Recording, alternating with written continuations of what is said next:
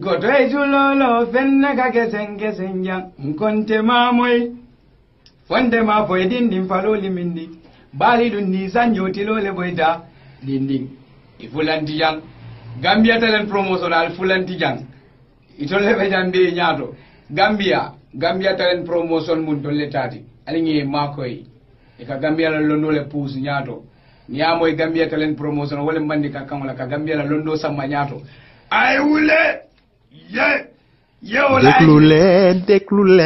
déglu leen ko Gambian talent amul morom dina la bégal waaw déglu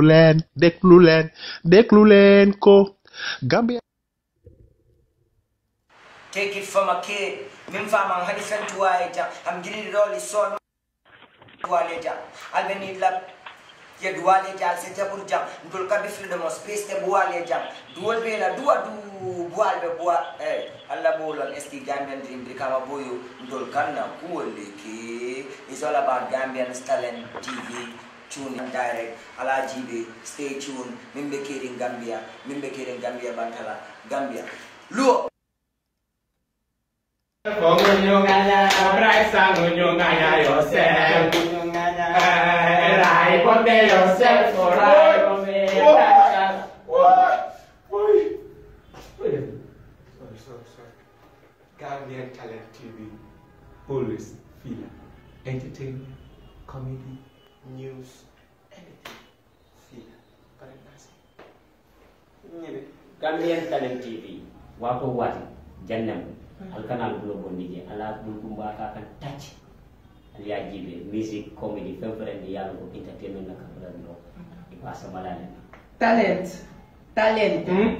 wow talana ma wayla de la jobe waywe amna mana lolu leer na ma Gambian talano ma wayla de la jobe sa waywe amna mana lolu leer na ma yangal ngama ma waji yangal ngama yai tai to yai barki de bo yai de di alan ne ba baliw fa ko ta fasa daw fasa nga sa kanam na sem to sa ginaaw ma say xala de ken do dem bala wa assalamu alaykum wa Gambian Talent dama wax ne la ku bëgg ciuray rek ñewal fi ci biir kër gi di Gambian Talent man day ciuray ma leen defal ciuray bu neex ci biir kër gi di Gambian Talent man na xolal ciuray ju neex fi la ci biir Gambian Talent lañ ko lañ bu neex fii la ci biir kër gi jàmm ak salaam fii la ci biir kër gi namuñu salaamaaleykum namuñu Papa Ndiaye nag ñun lu ñu namu lu nekk rek ci biir kër gi Gambian Talent la salaamaaleykum. Gambian Talent TV ngakana fomo koma Gambian Talent TV ngakana fomo madenja lodu kumada tumabina nene jaliko ngakana fomo koma Gambian Talent TV yo talam nene jadi susu albadima Allah star Allah fanso the queen of Mandi ako Gambian Talent TV akana fomo koma mashallah alkaji be lungolo wow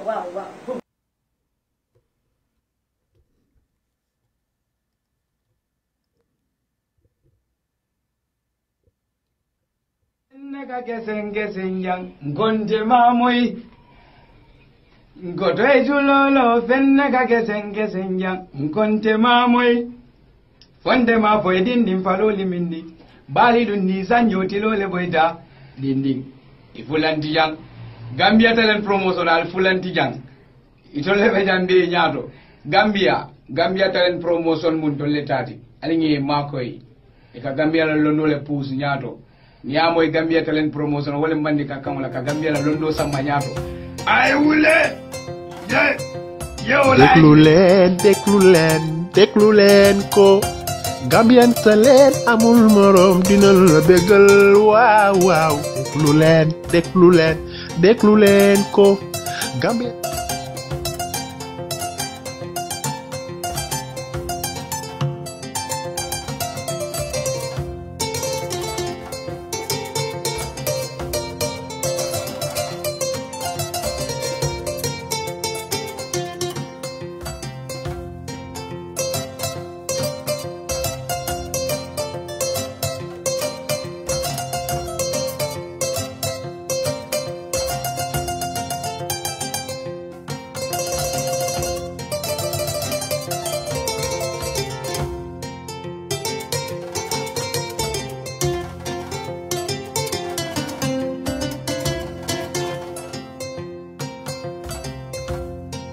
yes salaamaaleykum mbokk yi ñuy déglu ñi ñuy seetaan fu si waay munti nekk ci ñeneenti koñi àdduna ñu ngi leen ay bëggee di leen dalal ci face à face fii ci Gambian Talents TV ànd ak yéen di Pa Ousman Joof di leen bëggee di leen dalal saa su nekk rek di leen wax ahlan was ahlan defoon nañ ko fekkee waat ko dañuy baaxental wherever you are listening to or watching us from. This is the Gambian Talents TV and you are watching the Fasa show with Pa Ousman Joof. I have a very important guest today in the person of Momodou Sabally. Yes, we told you the other day when we interviewed Sidi Njai that we were going to have Sabally on Tuesday. Unfortunately, it couldn't happen. Delu si waat nañ nag tey pour jàkkaarloog Sabally barki dem bo Njaay rek laa fi jógee am interview bu ala daw me ak ki nga xam ne mooy Sidi Njai nga xam ne mooy lembe réew mi ci jamono ji Sidi Njai mu Yaya Jammeh Sidi Njai mu président Adama Barrow moom lañ doon waxtaanal kerak dégg ngeen lim fi wax ma ne gudda na gàtt na Sidi Njai mu ne na Lawyer Darboe joxe lenge UDP yi na ko jébbal kii di président Adama Barrow mu jiitu mu toppa ci gannaawam Sidi Njai kat mu ne moom àndoon nag Yaya Jammeh ci njekk ak teranga ñi nga xam ne ñu ngi doon ànd ak Yaya Jammeh nag mu dem ñu ko ŋàñña dafa mel ni Sabally si ñooñu la bokka de mu ne ñooñu kat nañ leen seetaat bu baax a baax ndax démba dafa neexoon ñu ànd ak moom tey mu naqari ñuy ŋàñña Yaya Jammeh Sidi Njai woon na leen bu baax ne nañ bàyyi mu ne kat moom mook président Adama Barrow ñoo ànda ndax cousinam la axan blood is thicker than water foofu la Sidi Njai génn ak ñun kon def nañ loolu interview boobu was live mu ngi foofu ci suñ Facebook page bi you can watch it on Gambian Talents Promotion wala ngeen seetaan ko ci YouTube bi Gambian Talents Promotion képp ku ñuy déglu di ñu seetaan si jamono ji penku xarpu ngopp wala ngalandu foo si nekk ñu ngi lay bëggee di la dalal di la welcome ci Face à Face show kon boog ñu ànd ak suñ guest bi rek ki nga xam ne mooy Momodou Sabally mu nga fele ci suñ studio bi ci Gambia ma jàkkaarloog moom Mr Sabally nuyu naa la.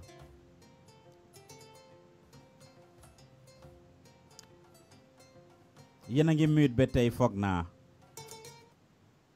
mute ba tey foog naa ni oyon mute rek 1 minute ñu ngi leen ay bëggee yéen ñi ñuy déglu di ñu seetaan si jamono ji fu si waay mënti nekk rek ñu on mute ko 1 second rek su ko defee ñu dellu si waat jàkkaarloog Sabally waxtaan ak moom yéen ñi ñuy seetaan di ñu déglu kon Sabally nuyu naa la. waaw xëy na Pa Ousman dama doon wax ne rek su dee da nga waxoon ne man dama bokk fii ñuy ŋaaña Sidi Njai loolu nekkut lu am. nga ñëw ma ko bëgg naa leeral loolu balaa nga sori. man de waxuma la ne da nga ŋàññe Sidi Njai da nga ñëw pour xuloo ak man da nga ñëw. non wax nga ne dafa am ñu àndoon ak Sidi Njai di comme ñaa nga ne yaakaar naa ne Sabally si ñu la bokk loolu nga wax. te man musuma ŋàñña Sidi Njai. waaw for the record waxuma Sidi Njai soo paree nga dégluwaat Yaya Jammeh laa wax ne ñu àndoon ak Yaya Jammeh. soo paree nga dégluwaat ko xanaa sa noppay neexuñ nag ndax Sabally da nga ñëw pour xulooy ak man ndax defanteeg man nag ban la si nuyu wanteel ak suñ bokki déglukat yi ma dalal la. waaw xëy na daal nga ngi nuyu askan gi pare naa daal amul symposium nañ jëm seeti interview. ma njëkk laa laaj lu tax nga bari ay Sabally. man bariwuma ay kañ ku ma xam rek xam ne man bariwuma ay soo yow leen war a laaj loolu. man bariwuma ay yow lañ war a laaj loolu man ku ma xam rek xam na ne bariwuma ay. bariwuloo ay de yow defante rek ngay def. defante rek ngay def. anyway ma dugg ak yow ci show propre bi waaw ma dugg ak yow ci show propre bi rek ni ma koy defee we want to know the untold story or certain parts that are not addressed usually ma laaj la probably kan mooy Momodou Sabally your first time ci Gambian Talents maa ngi lay dalal bu baax a baax di la welcome ci Face à Face bi ma ñëw jàkkaarloo ak yow dinaa ñëw ak yow ci loolu si kanam waaye suñ audience bi ñu bari probably don't know Momodou Sabally or your background what can you tell us sa family background fan la Sabally jógee ak sa education ak yooyu can you just tell us a little bit about yourself. well briefly parce que yaakaar naa ne ñu bari xam nañ fa Momodou Sabally just pour gàttal ko rek jox la moo time pour sa question si Banjul la juddoo suma parents yi nag bari bu leen jógee sa wax Sanjal Kaataba to be specific Lamin la demee school St. Peter's Primary St. Peter's High School Then ma dem Gambia high sixth form. Then ma attend the university extension program. The first time Gambia ever had a university. Come Yaya Jammeh whatever elections God created this country. So you know luckily you defend the foundation of the only proper university we have in this country at a time being a hamne ñu bari ñu doon jóg di wax na university bi sax du dox yàlla def tey mooy the pride of the nation léegi. I'm very proud to be part of the so-called guinea pigs for that experiment in university building. Jógee foofu ma liggéey Central Bank, then ma dem Ministry of Finance as budget director. Wala ma join cabinet Yaya Jammeh in 2013. I'm a jabar ak ay doom, alhamdulillah, a very beautiful family, and am na a passion pour bindakat la ak di waxtaan ak ndaw yi di leen xelal di leen dimbali daal pour ñu mën a tekki. In a nutshell, kii mooy Momodou Sabally.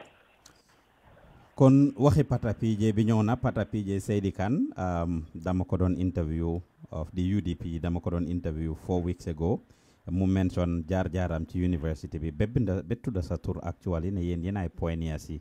So kon si gàttal University of the Gambia University Extension Programme bi yow foofu nga bokkoon. I hope na jox na Yaya Jammeh credit for creating that university. dama la laaj ndax ci waaye man dama la laaj ndax ci yow ci ñooñu nga yéen a sos yëf yi moom kay fu mu demee ba mention sa tur kay foogu mu dina ñàkk a def loolu. No, Pata mënut a claim to be part of the pioneers. Pata bu moo got university bi fekk university am nañ at least 1, 2, 3 badges ñu graduate. Momodou Sabally, can you listen please sir? I did not say he said ne moom si pioneers yi la bokka. Yen la jox credit ne yen yow sa badge bi yen ay the pioneers. Mom later la join university bi. Pata never said he was one of the pioneers. Yen la jox credit mu use la yow as a reference. So yow sa wax bi tey dafa mel ni dafa firndeel li Pata wax.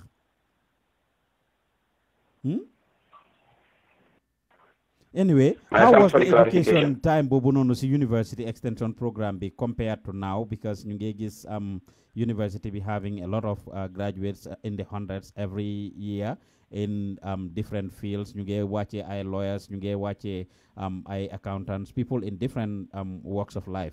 How was it yéen that being the first batch, how was that experience?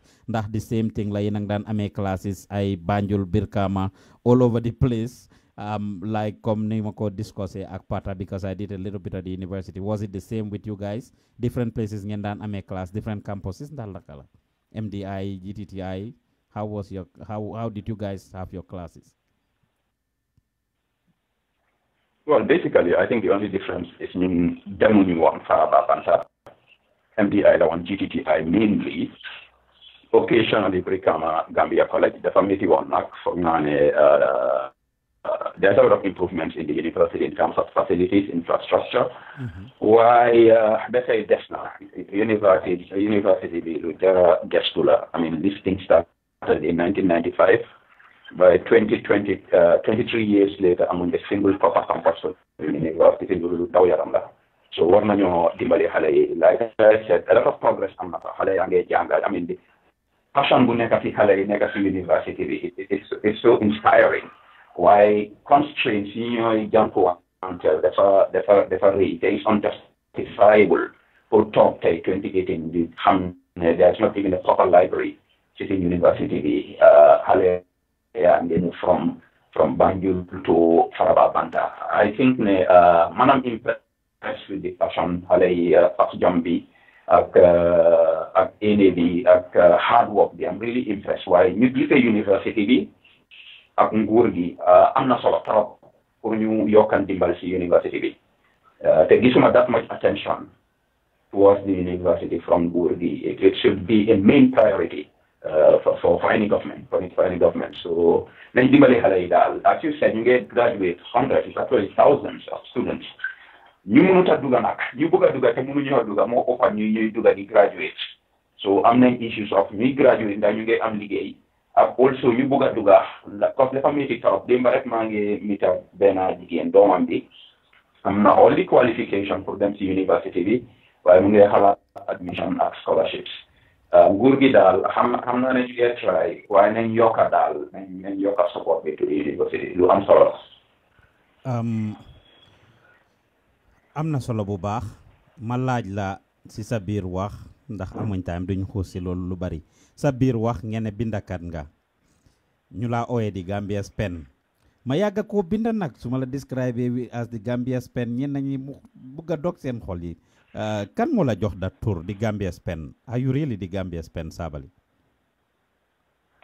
Well, actually, it's good nga laaj that question because title boobu dafa gëte ñu bari nag yow ñu dee wax rek nga dee dégg sax ñu waxut ñoo si gën a garaaw li xew mooy maa ngi binda suma first memoir 2005 jàngi Jolof memoir di Gambia's first university and then taxi I books by the time I did I think this was the 6th and 7th book benn boy Ousman just on Facebook rek ñoo ne you are the Gambia's pen ma ne ko waaw ma ne ko title bi de su ma ko jëlee dina ma sonal because of añaan waaye dinaa ko jël ma bëggoo ko te loolu la def exactly so am na ñu bari nag nekkul leen because am na ñoo xam ne ñoo ma jëkk a dugal ci binda bi am na ñoo xam ne xëy na ñoom ci seen gis-gis sax ñoo ma daa binda waaye man la yàlla mais tur boobu te ma am fit nag pour bëggoo ko yow tur bi naqariwut la de Sabally ngeen ne ku la ko tuddee Ousmane naka Ousmane moom war nañ koo xam non man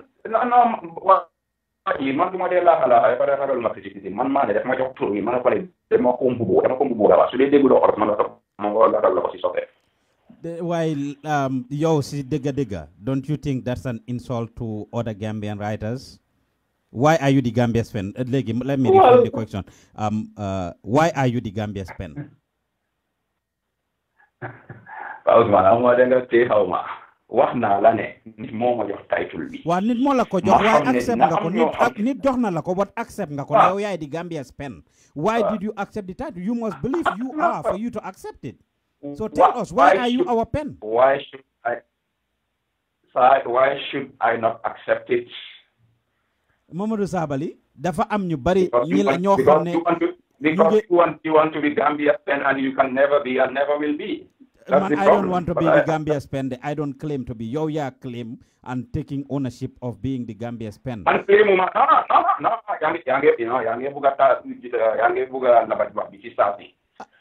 You claim dañ la ko jox waaye accept na ko biñ la ko joxee kay nga accept ko and you are going by it. Yeah, sure, forever. Okay. The point is, I'm going to tell you about title bi gis naa ñoo xam ne ñu ngi create seen own title sax war a dara lawut daal Gambia's pen moo law yàlla ma ko may zalika fadlullahi yutihi man yasha wallahu dhu fadlin azim yàlla ma ko may dama ko jël ala adan inshallah there only be one pen and it's Momodou Sabally. I forgot the statement, but you once made a claim about Chinua Achebe. What was it again that you said about Chinua Achebe, comparing yourself to Chinua Achebe? What was it? Ici aywa di picca yoo xam ne sax foog naa ne dama la laaj Momodou Sabally ma la interview tontul ma suma question yi you once made a claim about Chinua Achebe tell us man mënuloo ma forcer pour ma answer question noo ko buggee I will answer questions the way I want to answer it and that is def suma préambule bala ma dem ma ragal no sa question so ma déglu di nga dégga the point with some of you interviewers you talk more than you listen then ma isi for my work, like a question, that's the point. You know, so this is journalism 101. This is a long time ago, actually, about 6 years ago. To his credit, Ibrahim Cisse organized some of these youth forums, invite. And then it was a statement to motivate Hade, you know. Let me just get an example. One day, no matter how big you are looking up to them, you can be bigger than those people. You understand? I don't remember the exact I said why to that effect. I must remember more. I can't be bigger than Chinua Achebe, which is true. I can't be. So they tell English like do man. According to the way man, I'm bigger than Chinua Achebe. It's about finance, and I love him. I'm a fantastic fan. Why so long as man is in that day, inshallah, I'm not sitting there. I'm a Chinua Achebe. Therefore, man, the government was coming to inspire Ali. From now, they now mention Einstein. The whole idea is, Munuga is needing now, why would come now the Sheka Lukunda, Yan Jar, and Yasulaya, Timber, Munda, who Mahatma, it's nothing cheesy or flamboyant. That it was is a fair. conversation. Well, It that was is fair said enough. within. That is fair enough. That's a very fair statement. Definitely, nit mun na la jitu si dara mu nekk sa role model nga ñëw be romba ko lolu tay saa su nekk ñu gis ko. We see that all the time. We see that, and I think that's a very fair statement. Today, non nga ko claimé. Anyway, ci sa biir wax. Lolu, that was it. Okay, fair enough.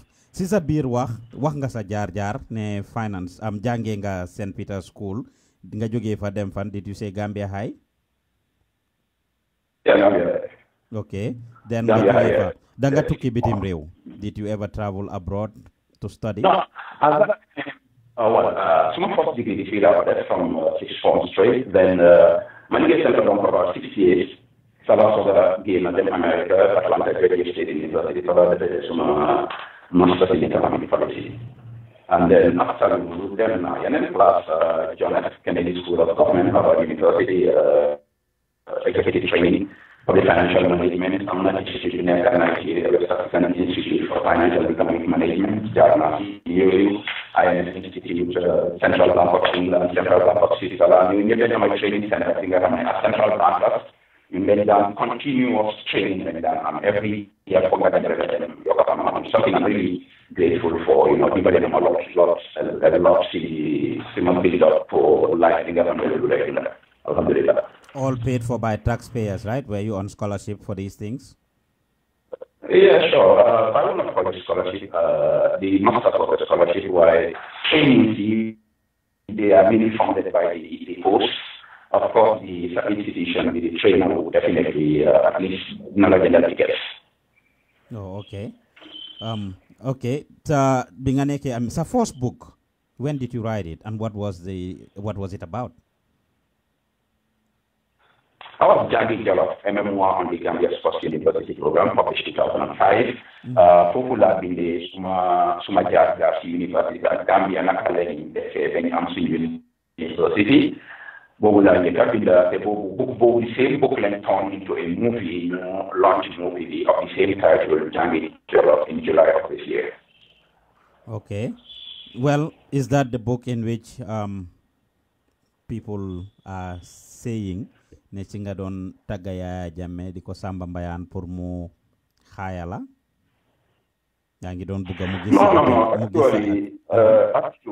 actually book bi dama ko dedicate to Yaya Jammeh for his vision for establishing university education in the Gambia. Defuma ko woon pour mu jox ma liggéey parce que book bi ma ko binda maa ngi am liggéey a young guy just starting off trade economics at the central bank loolu liggéey bu rëy la woon with my background.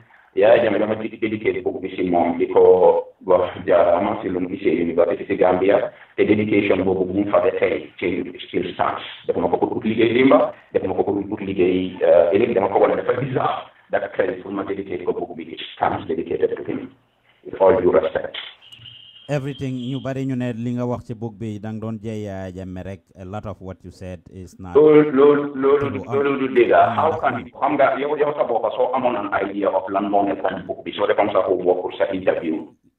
Momodou Sabally dama la indi pour laaj la su ma la laajee tontul ma suma correction si ni fu ma waxee suma life story Yaya Jammeh dafa tudd si book bi sax it's not true.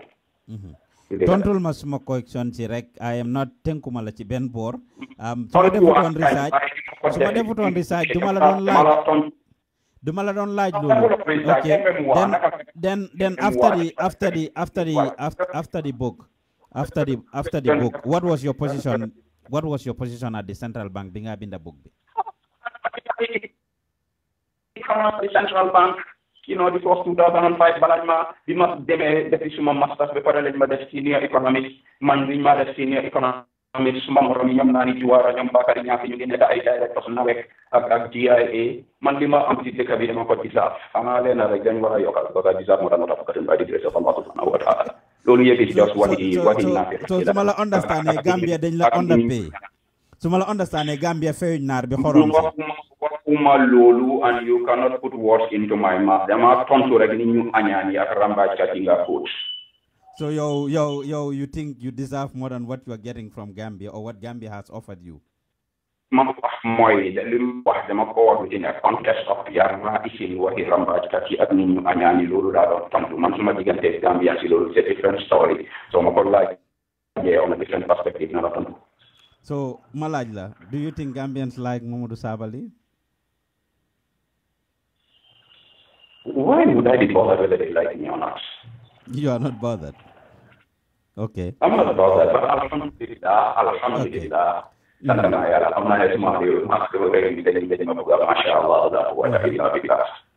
I'm not bothered about politics generally because I'm not so good at bukan nekk tubaab yi wax lii daa indi real sense of the word doo mun a toog di xalaat li ma wax nag nit ñi nañ ko bëgg a li ko bëgg a li ma def ndax nit ñi nañ ko bëgg a loolu yomb la waaye daal am naa ne maa ngi stick to my principles am na ñu bari ñi nga xam ne ñoo gën a am budget mégaphone yi bëgguñ sax ma wax di feeñ topp leen topp wax di nga xam ne du leen neex waaye sant yàlla su dee assign nga Fasa fii ñu ngi na fii su ma waxee ma dox benn kenn mi kese bi nga gis ni seen réaction bi nii sometimes it's overwhelming li ma mën a wax rek alhamdulillah ala kulli haal gaa yi soo ci mën pare daan ruf dinañ ko déglu ko si la yomb bi inshallah taala mashallah ne ko mashallah.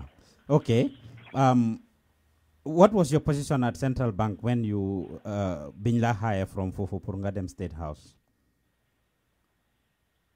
What was the last position you held? Danga jógee principal economist la. Okay, danga fa jógee principal economist la bi ma jógee. Madam Ministry of Finance nekk director of budget.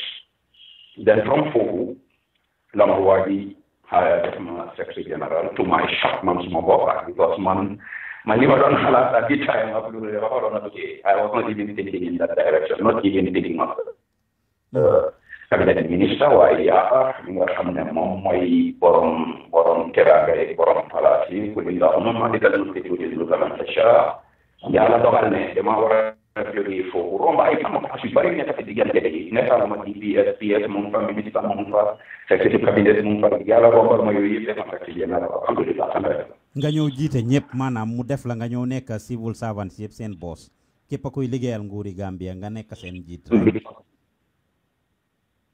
bifadlillahi wa biidhnillahi subhanahu wa ta'ala sin dogal ya Sabally loolu ma xaama bu rëy la de mashallah. And your name is on the old books, right? On the old book, right? As the Gambia's former Secretary General. Okay, wax ñu in a nutshell, wax ñu lan mooy liggéey Secretary General Sabally. What is the role of a secretary? Wax naa ne okay, yaay njiiti képp kuy liggéey under nguuri Gambia. Lan mooy responsibilities yi Secretary General, lan mooy sa duties? Liggéey bu maaga la. In fact, recently maa ngi participate in a discussion on the definition of position of Secretary General in the new constitution. Legally, it's just too big. Because you always like, under every minister, they are permanent secretary. Wow. So as Secretary General, technically, de facto, you're a permanent secretary president. Okay.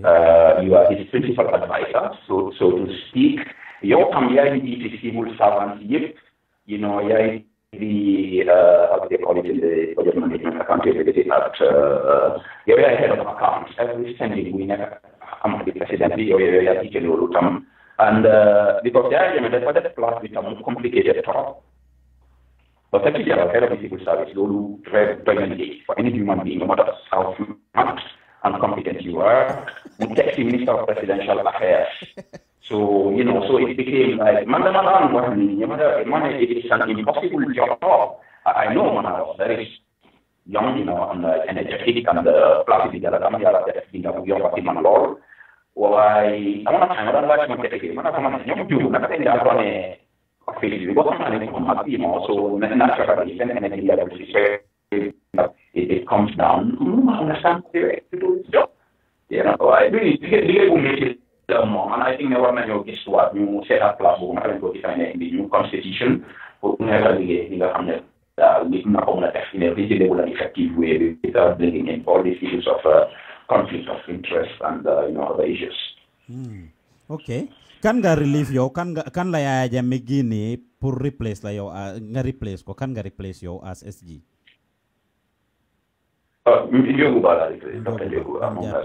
Okay. What was the reaction from your family and loved ones? Were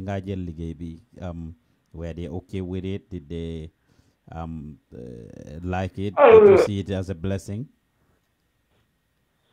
Of course, there were mixed reactions because back then, you come on, man. So he plans on me to do for the Yaga, you know, so naturally,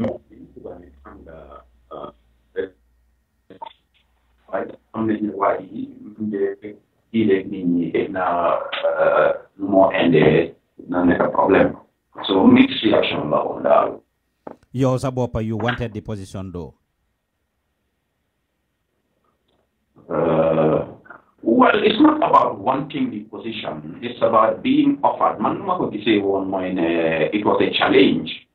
Man, at the time and to date, so much challenge there was my energy levels. I was ready for the job. Why Banyulo ko de Sabally? Banyulo nak? Man, at the time, there's this thing called nuance.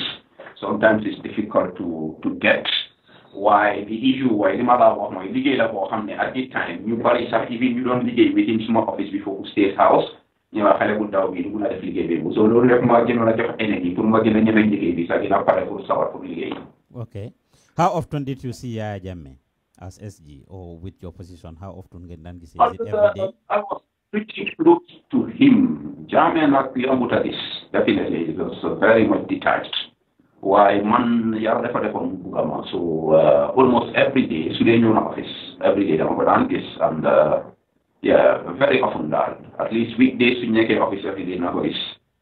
Okay, you bari dañ dan xew ci office of the president ban cër nga ci amone yow of course ñu ngi gis commission bi ya ngi dem ci commission bi di waxtaan ak gaay all the time ñu ngi la o fofu nonu. Will I be correct to say that you are going to appear in commission be more than anybody else? I stand to be corrected. It's possible to know, like, see if anybody who am held or was not having a palatach. Parce que 1 year at the office for why is not appear at the number to do. Silinla over in a chabari daulo chode. Linla over in a conla. It's very obvious why. It's very obvious. Okay, so si 1 year bobu yinla OAS commission be are you guilty of it? Do you think you are guilty of anything or is your consent clear? You at the end of this commission, Jana commission, you will go scot free. As far as I know, I am saying ma or the commission be as an accused person, then ma or as a witness. As far as I know, accusing ma of anything. So that question be is redundant. They were accused as a witness, but you have your signature on a lot of things. You have ne khalis, you have ne rewi Gambia gene ne kola Yaya Jammeh gene nako. Te yo ya sign checks, you know, or you had something to do with those transactions. Yeah, I mean, with signature way upon the witness. It happened in my presence. I signed as a witness, and I'm a willing witness. All right, I'm not with you guys. So go on.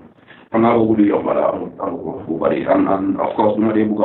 the commission also from a guy, then go tell season why, what about send the CDC media as a witness at hearing. So we what time we get as more than glad to talk. And then by guy, you get a send the send President Misandra. Okay, so you think you are completely, you believe you are completely innocent. Man, I'm not accused. So by digging, I declare innocence. They're not accused. I'm not an accused person. I'm a witness. That's it. Okay.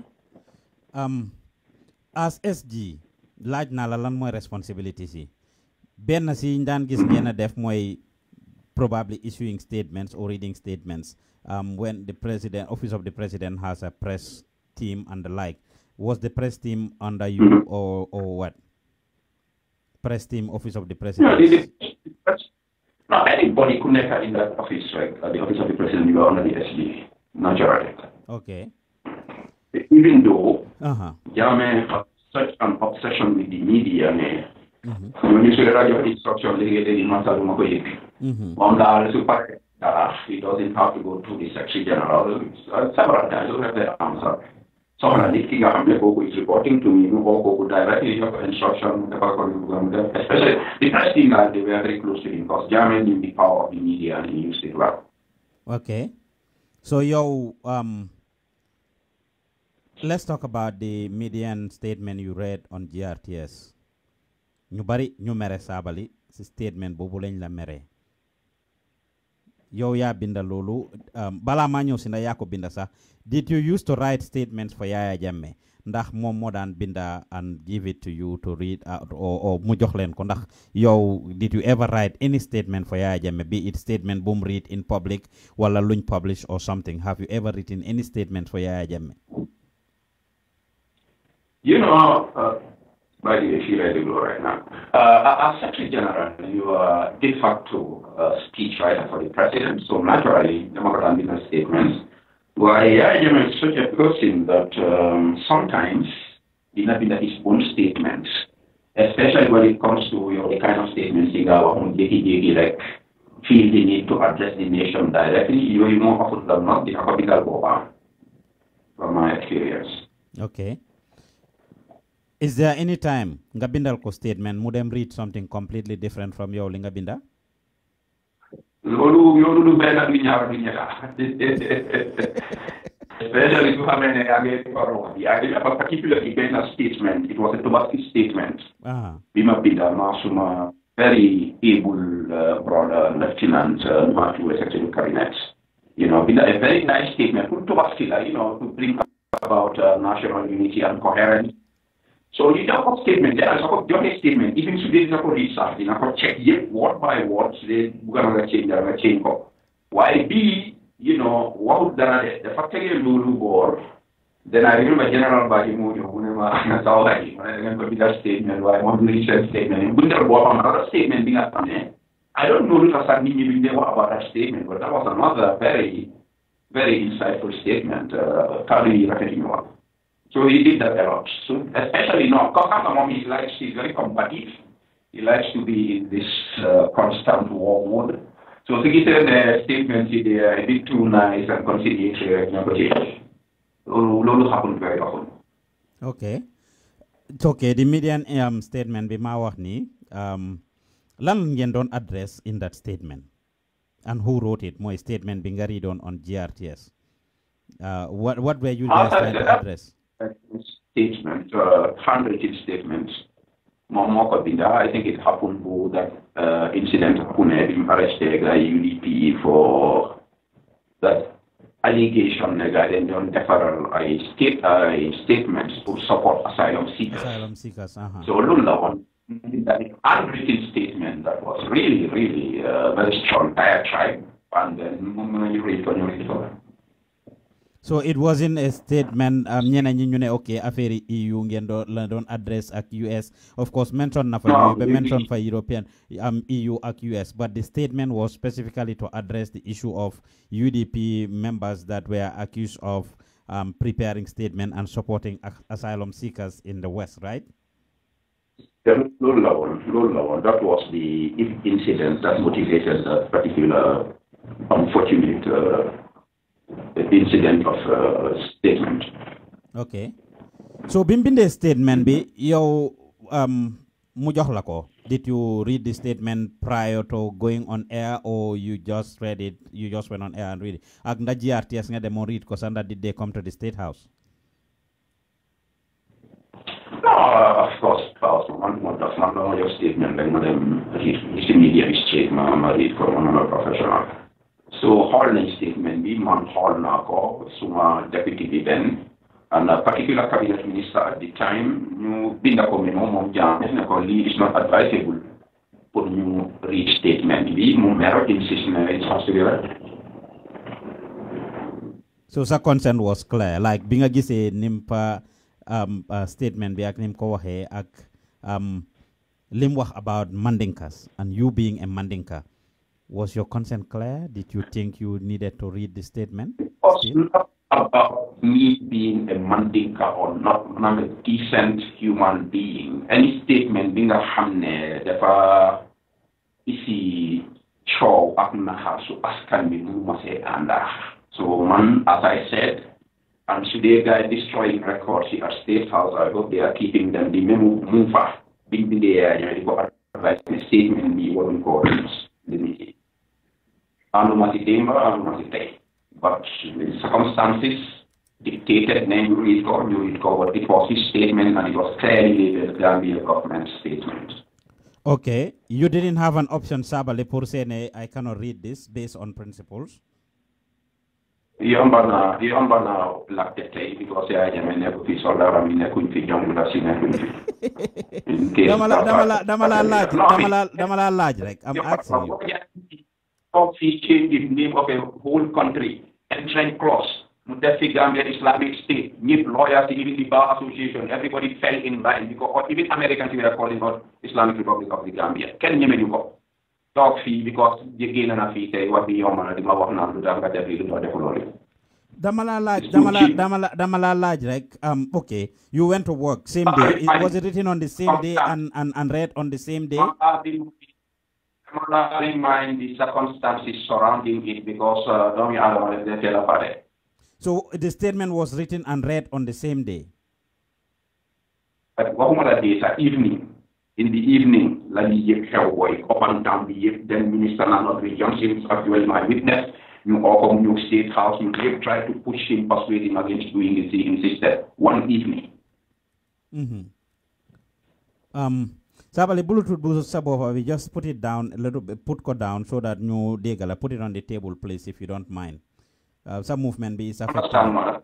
Bluetooth be put down on the table, put it down on the table, please. So that you am a more steady audio. Okay. So wow, GRTS ngeen demo read statement. Did you read it at the State House? GRTS came over to record it. GRTS read it. Okay.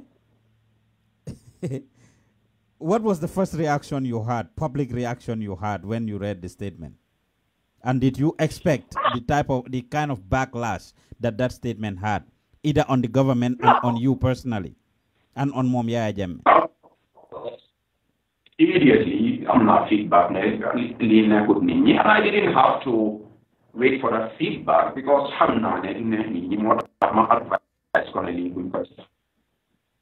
okay. And of course, there were statements. I remember Lawyer Dawo making a statement, actually attacking me personally for a statement, which was very unfortunate because I'm not to make a statement who was not Momodou Sabally. So did you defend it at any point?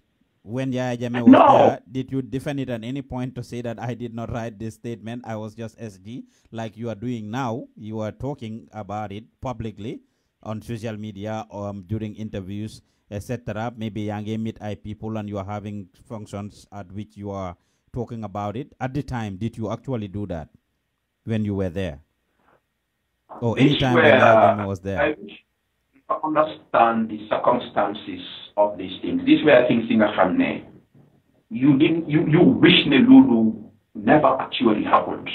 So once you read that, you just move on. You don't want to deal with it. And up to today, Suma, I'm on option. I would not discuss this because it's like beating a dead horse for the past 2 years. Nini tam tailing and fit. Like my question. Media was here. Nobody asked me about it. So when telling I'm fit, that'll be unfair. That would bring me. Yo, can you bear me witness? Yo. I'm ask a question. I'm answering. Just listen to the answer. Now a statement. The media be telling I'm fit. Yo, a question. Can I answer? Okay, go ahead. Go ahead. You might want my question. Okay, for the past 2 years, on several occasions in Makola, I think the first was actually GRCS on checkpoint. I made this very clear. And I actually said Lee was not my statement. It was Jammeh's statement, but still I apologize. But people still deliberately keep, I never do a volunteer for initiative talk about this. I don't like to talk about it. Why should Makola not clarify that? And then there are people politically motivated, some motivated by envy, me them be twist that statement, them then be what nessa, man's statement go lima for moi, so don't neka source mbuba la man dama simbi mbuba bobu really terrible hate-filled diatribe, statements in the family. Some of them, because I know them personally, but because it's not about the past for some of them, it's about the future. They feel man, they need to do certain things to slow me down or to damage me, so they keep twisting this narrative up and down. Man, some option that for the discourse. While some like in the platform like this, get a look more discourse for why turn to like just to settle. I'm not interested in a back and forth in this, because as I said, surut sources have been in Texas, man dumalen nganya dumalen wanulen nari. So that's it. It's an unfortunate situation that happened.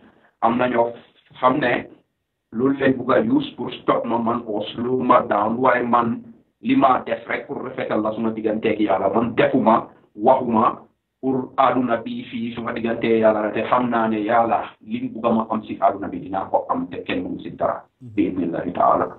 Comme limala rek, you are a public figure, you will continue to experience this. Comme limala, this is the first time I'm interviewing you here. Any platform, them is these are issues. Every platform, media platform, have their own audience. And for them, definitely these are questions that they may ask you. Limala, man, personally, when this thing happened, I have been contacting you for over 4 years now. Can you attest to lolu ne yaga na la top interview depuis bi nga nekké ci Yaya Jammeh and you never granted me one? Yes, because jot alhamdulillah. Danga ragalon, was it, can I say ne danga ragalon bi nga nekké fofu danga ragalon pour ñoo wax ak man? I used to be associated with you a lot. Unfortunate interview, but just about the most accessible public official in terms of media interviews. No, because I over 4 years, 4 to 5 years, yagana la top as interviews. Huh? Lucky Lord. Because I would have asked you, all those questions while you were in office and everything. But anyway, you bari ñu ngi wax ne statement is not something that Momodou Sabally hated. He enjoyed it. Liko firnde ñu ne moy su fekkone ne bugulo statement bobu nonu, you did not endorse the statement. The tone of voice, the language that Sabally used, his body language, his comportment, his demeanor, everything suggests that Sabally endorsed that statement. What is your reaction to that? My reaction is these are the people who want to make a lot out of the statement based on envy and hatred and ulterior motives. And these are the same people who do that I can't statement like the one man neka to my sources to my long sources so man you whatever they do, there's nothing man care about the genuine Gambians. Mandinka and non-Mandinka, you have the statement bobu den gis ne don li nga xamne waron na gena si nguur gi at the time ñu jëm na si ñom di ka kontaan continuer di jégal si ñom ñi nga xamne sa nak dañ am seen ulterior motif nañ continuer di def li ñoo def yàlla ne la wut la taxulu sinatul wala nawm. Subhanahu wa ta'ala. Okay, comme li ma la wax rek, every platform have their own audience. Maybe ñu ñoo seetaan am na ñu bari ñoo xam ne musuñoo dégg sa apology. You said you have apologized. You regret that statement. Is that right? What can you tell our audience about loolu for the last time? Si ñi nga xam ne jotuñ laa dégg, what can you tell them? I repeat, like I said on GRTS checkpoint, that statement because my statement bindu mako jame mako binda ak loxom bi literally forcé ñu ko ñu read ko na xari na nit ñi ma ngi jégal ci nit ñi everybody, not just ñi nga xamne ñom la affect, everybody ki nga xamne li neexut la man Momodou Sabally jégul na ci waye ma ngi leral di leralat ne suma kaddu jégé wut ci man kaddu li Yaya Jammeh. Okay. Lolu statement bobu lan la cause Gambia? Oh, Yaya Jammeh, did it cost Gambia anything, or did it cost the young for one hamga, the backlash I'm talking about here, whether Yaya Jammeh cost Nako anything or cost na Gambia anything, do you know? Yaya Yaya Jammeh am na yeneen statement yu mu def yu gën a garaaw loolu xam nga moo tax ma la wax benn tubas particular tubas ki statement man xaw ma sax loolu naka la escapé nit ñi dañ bindal Yaya Jammeh statement ngeen ko war change ko moom si boppam ñu ko riid ki that's even worse than this particular statement. du fu mu doon waxee Ousmane Sonko ne fu mu doon waxee Ousmane Sonko ne dinaa la yóbbu suma hôtel bi ba mu attaque murid yi ne kuy xaar ndigal fii ne ku reppa ba xaar ndigal. This was an official Tabaski message bu mu read. It was worse than this particular statement nit ñi di wax te boobu dafa bindal Yaya Jammeh statement conciliatory mu tegee ko boor binda his own statement mu read ko. So he has done a lot of statements yooyu ñu si ko féego generally te ñun sax dañ ko daan advise against those things waaye daf daan insist te léegi most of the time dafa nekk time boo xam ne sax nit ñi wàcca nañ liggéey dafa toog def lu moo dox mu oola office ngoon oo guddi jox la li I remember a particular statement bi mu def fekk maa ngi GRCS as DG guddi lañ ma oo ñu ne ma demal GRCS dañ am statement ki read statement boobu dafa tëdda di nelaw dañ ko is a government official du ma wax turam waaye dañ ko si guddi soosu boori 10-11 la ñëw toog ñu jógee State House na ko jox statement bi mu review ko foofu rek dem toog live mu read statement bi so statement yooyu baaxuñ si moom and I think ne loolu yëpp accumulate na si lu tax mu génn yàlla ñàkkaloo ko nguur gi. ñu bari dañ leen de accuse ne yéen ñi nekkoon foofu noonu and it was the then struggle's favorite word, call it enablers. They called you guys enablers, that you liked the things that Yaya Jammeh was doing and that you were enabling him. You aided and abetted his moves and what he was doing. Was that the case? Because Yangi wants Sibir, a lot of you now that are talking are actually saying that you tried to effect change from within. What can you share with us? What change did you try to effect, and was there a time that you were successful in trying to effect change? Yeah, definitely. There were lots of times where we were successful in convincing Yaya Jammeh to do the better thing rather than the wrong thing. And to be honest,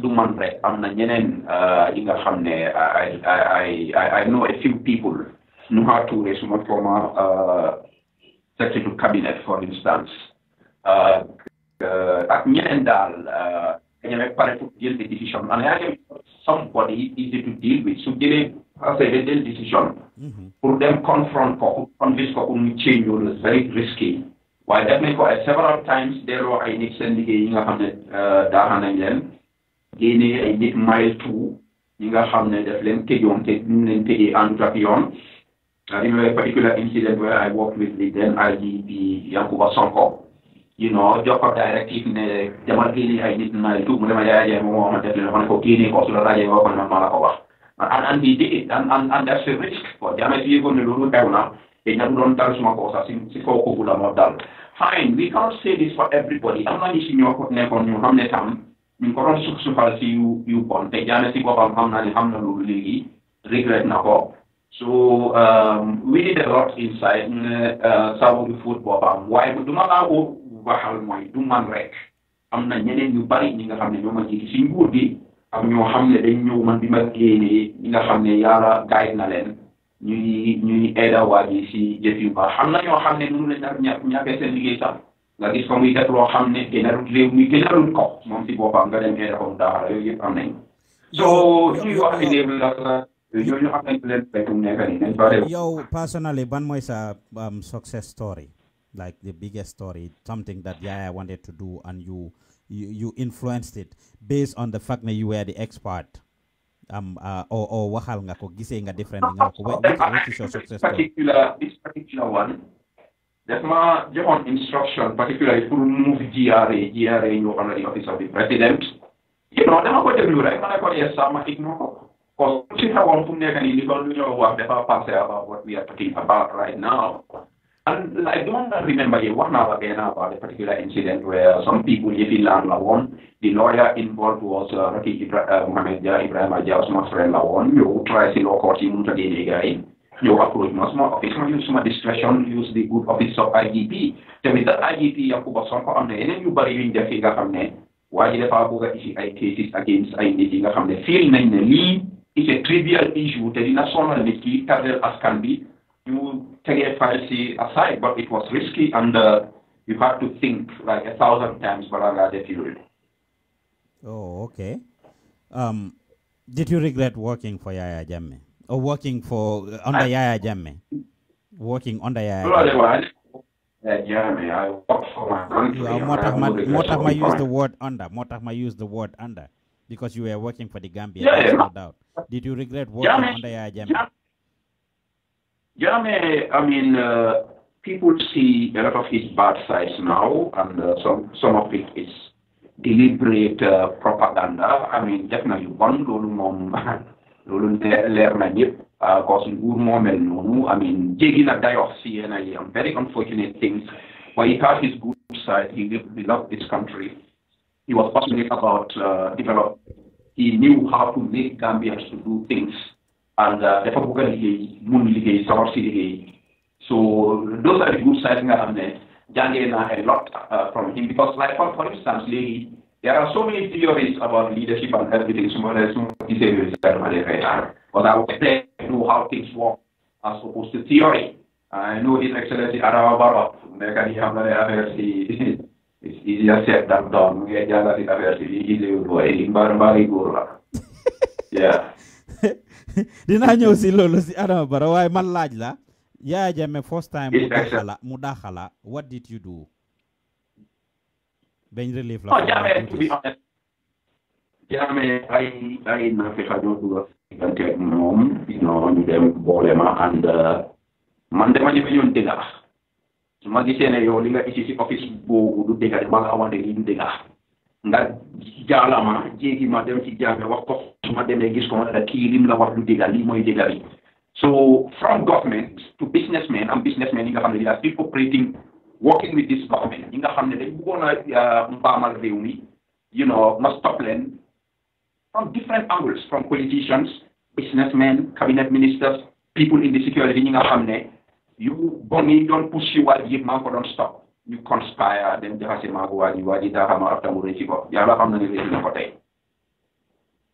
So first time as SG. Ñu bari ñu ngi wax ne Sabally was getting very powerful.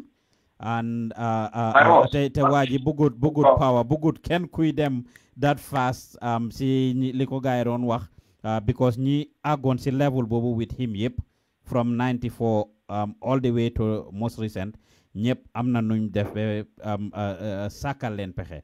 So some people said that was the case. Sabally was getting very powerful. Is that a contributing factor? You know, it's an irony because today Sabally was getting too powerful. Who made Sabally powerful? You tell me, and we will both know. I'm asking you a question. I cannot answer the you. Power It was Jammeh who gave me those powers. So what am I? It's an irony. Why I don't know why this is at some point I'm not because why you have test my assignments you have once you go on down for me man na ko mëna def te man so much challenge rek yara rek ma demé energy. I mean I did so many things, legi mu yoni mo on a mission nge expect 10 ma feel for 20 30 40, so he was just blown away with the parlement fix, so a combination of those things. Partly yes, he felt threatened, but the irony, as I said, it was you because Momodou Secretary General, acting law one confirm major presidential affairs, Minister of the Civil Service, and other responsibilities. And I was delivered par excellence by the grace of Allah subhanahu wa ta'ala. So partly it's not Jammeh Sabally, it's just human nature.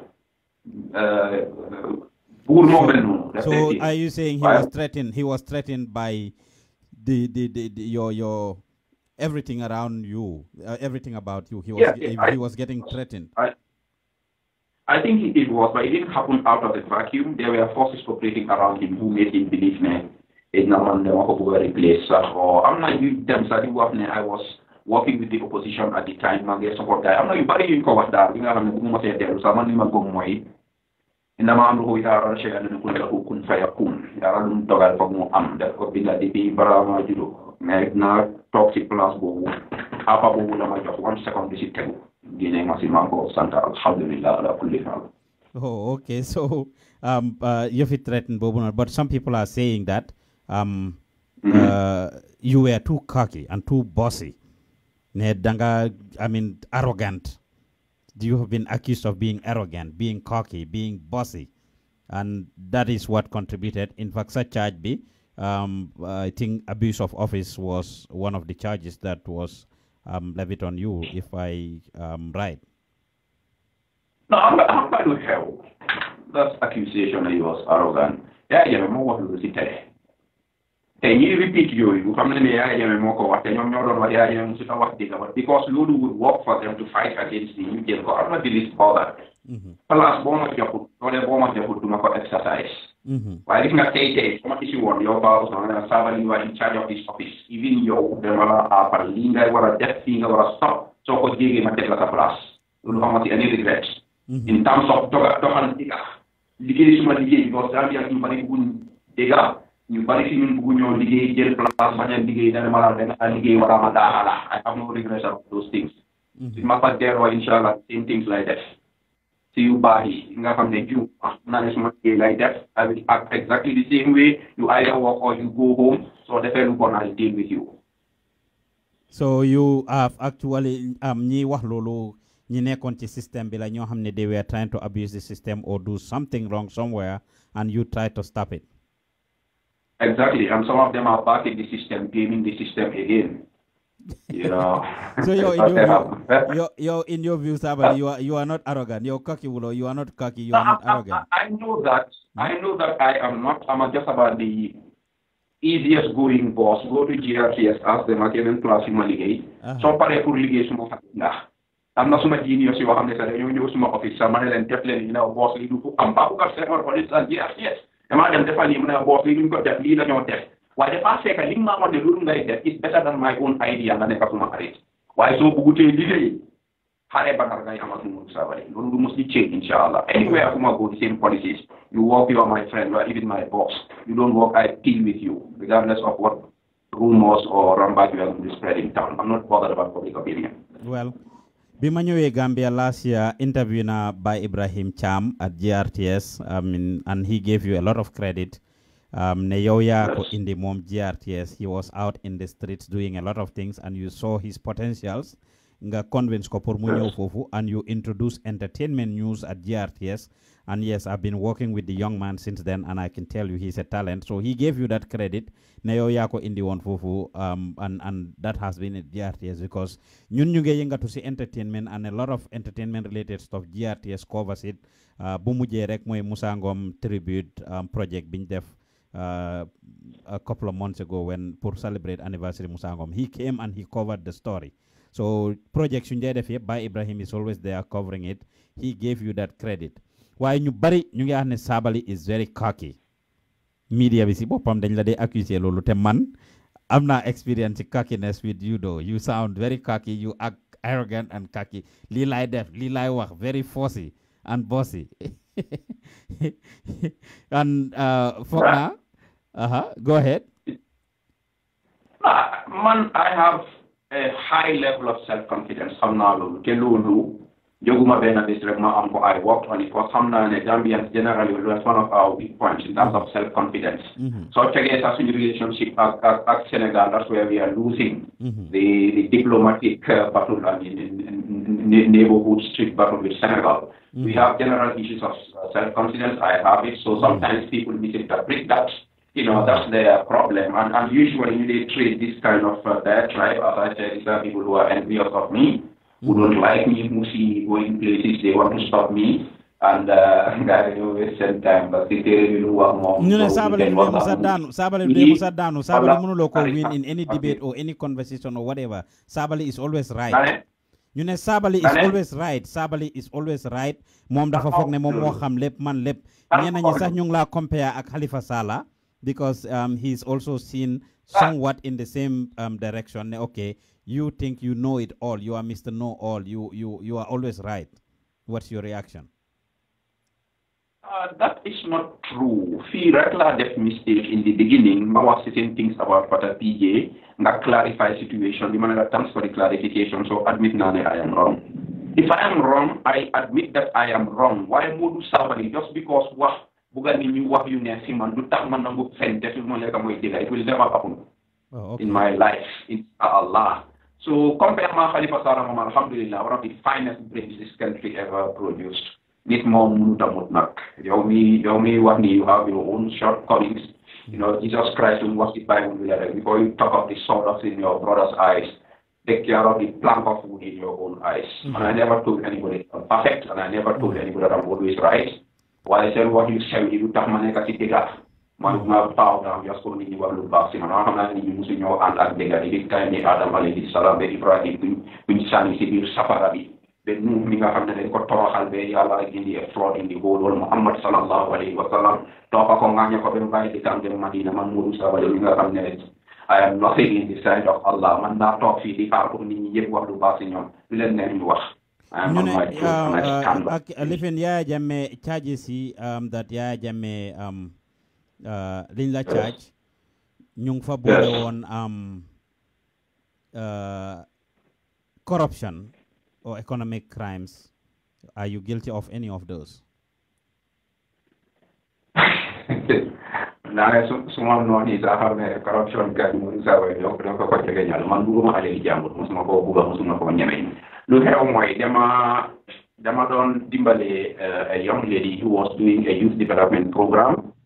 Apply social security more called Graham circle within your service rules and your management framework. Today, this is something you can support, and that is consistent with what I've been doing throughout my life.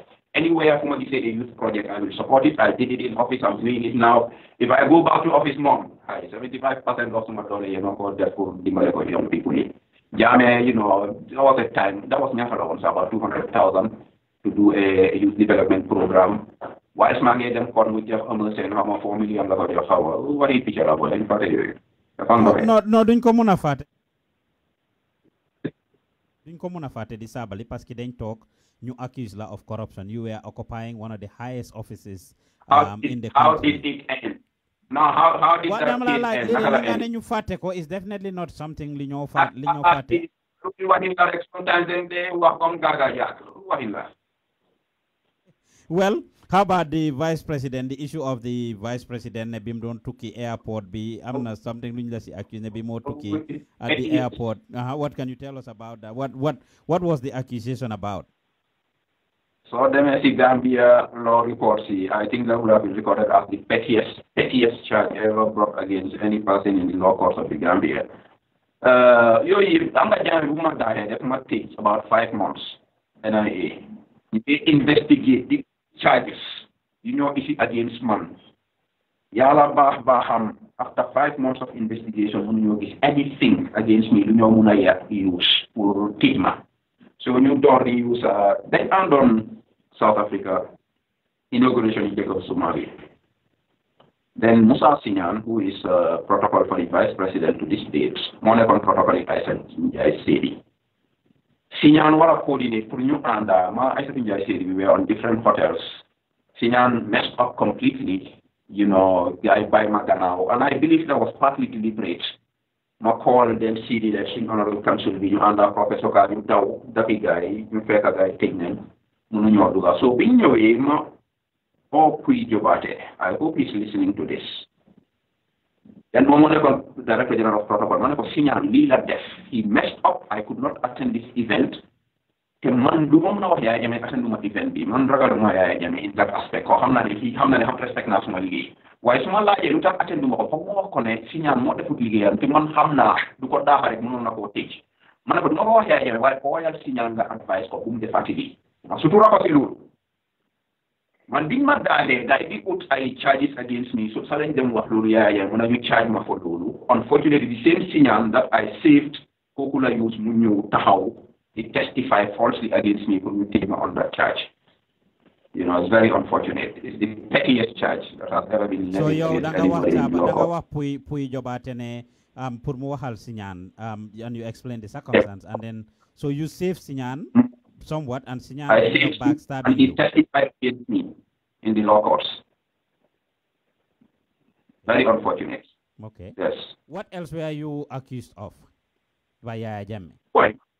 I don't even want to really feature I was not convicted and I was never pardoned.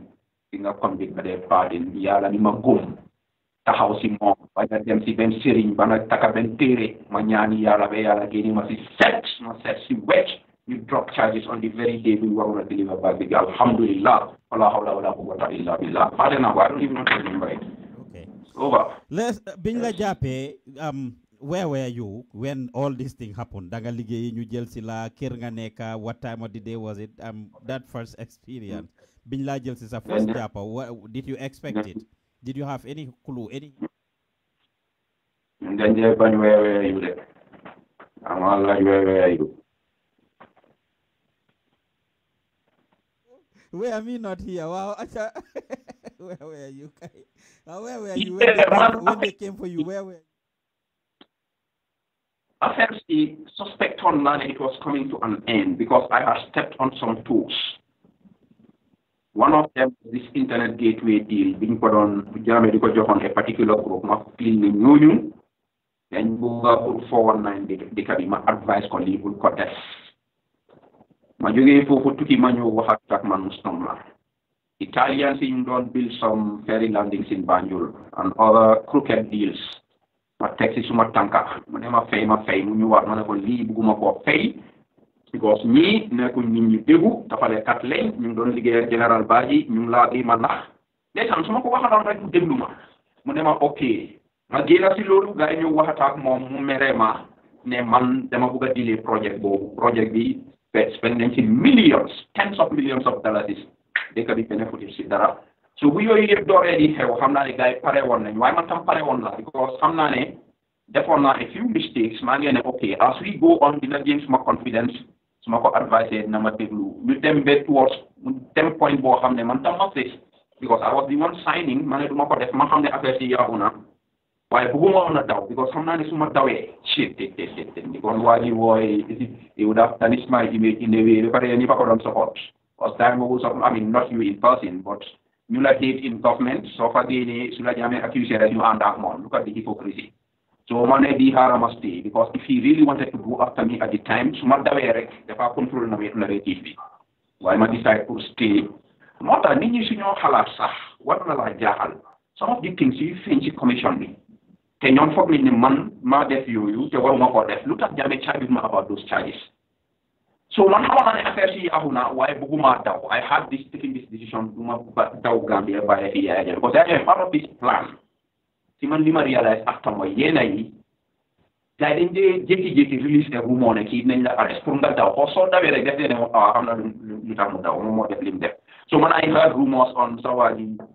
radio bi pande yi fekk arrestant bu ma pande yi annonce ne arrest nañ ma ñu ma toojo nit ñëw wax ma ni mu ne ma dawal ma ne ko duma dem so bés bi ma gars yi di jël si ndeysaan very sad ndem si yàlla arama bàyyi boobu anyway oo nañ ma daal ma dem si na bulu kooku génn na fii nañ ko balal yal na ko yàlla yërëm te yéege ñu so oo nañ ma daal xam naa ne that day I was not going home ma balaa maa dem ma oo suma jabar jox ko li ma ko war a jox yi mu ne ko jëlal yi take care of the family I'm going sit down bul worry I'll be fine ma dem gars yi pick my woman ay dugal ma ko Mandinka booy yooyu moo tax ma easy de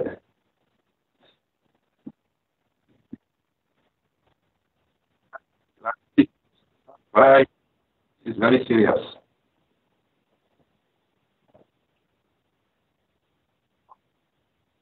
so fancy office bi xam nga wala ni dañ ne fàtte bi tam yaa didn't just fire me straight as Secretary General def ma redeploy as Higher Education Minister the court guy called ma you know the tone of the call ma xam ne li affaire si baaxut as I said ma also ma jabar ne ko maa ngi dem I suspect ne I'm not coming home but take care of the kids remain strong so ma dem ay ta Ndiaye Séri jox ma a letter ma jël letter bi génn rek then Musa Diba still at the NIA talk of he was a nice guy right away he was not rough or anything you know I want to look we're supposed to go with you so you them Edu then he was the head of intelligence at State House top of a black pickup you know you were NIA you know guys jël suma bagage yi sànni ma si biir sel bi ak suma xool bu metti bi waaye yàlla ko bi yeneen bunta nag xool bi di gën a seeda rek may gën a yàlla di gën a yokka suma iman rek gënal ma foofu def ma a better person open brighter horizons for a bigger and brighter future. That is peerless. Bobo Lenla Japa 5 months, right? Yes. Okay. And what happened during those 5 months? We hear the tortures, we hear the beatings, we hear all these different allegations. Were you ever tortured, beaten up, or intimidated by any means? Wala new sign Lola, we've heard the Imam Babalis and others, and even Amadou Sanes that were paraded in front of the TV. Purgai accept some charges, which they said they didn't commit. You cook a charge and ask you to accept it. You signed off on it. Did it happen with you? Were you tortured, or any of the things did any of those happen to you?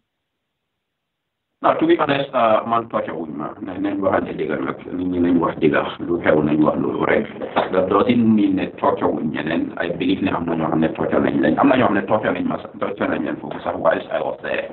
Yooyu waaye man torture wuñ ma handcuff nañ ma jël nañ intimidation tactics that which is practically psychological torture.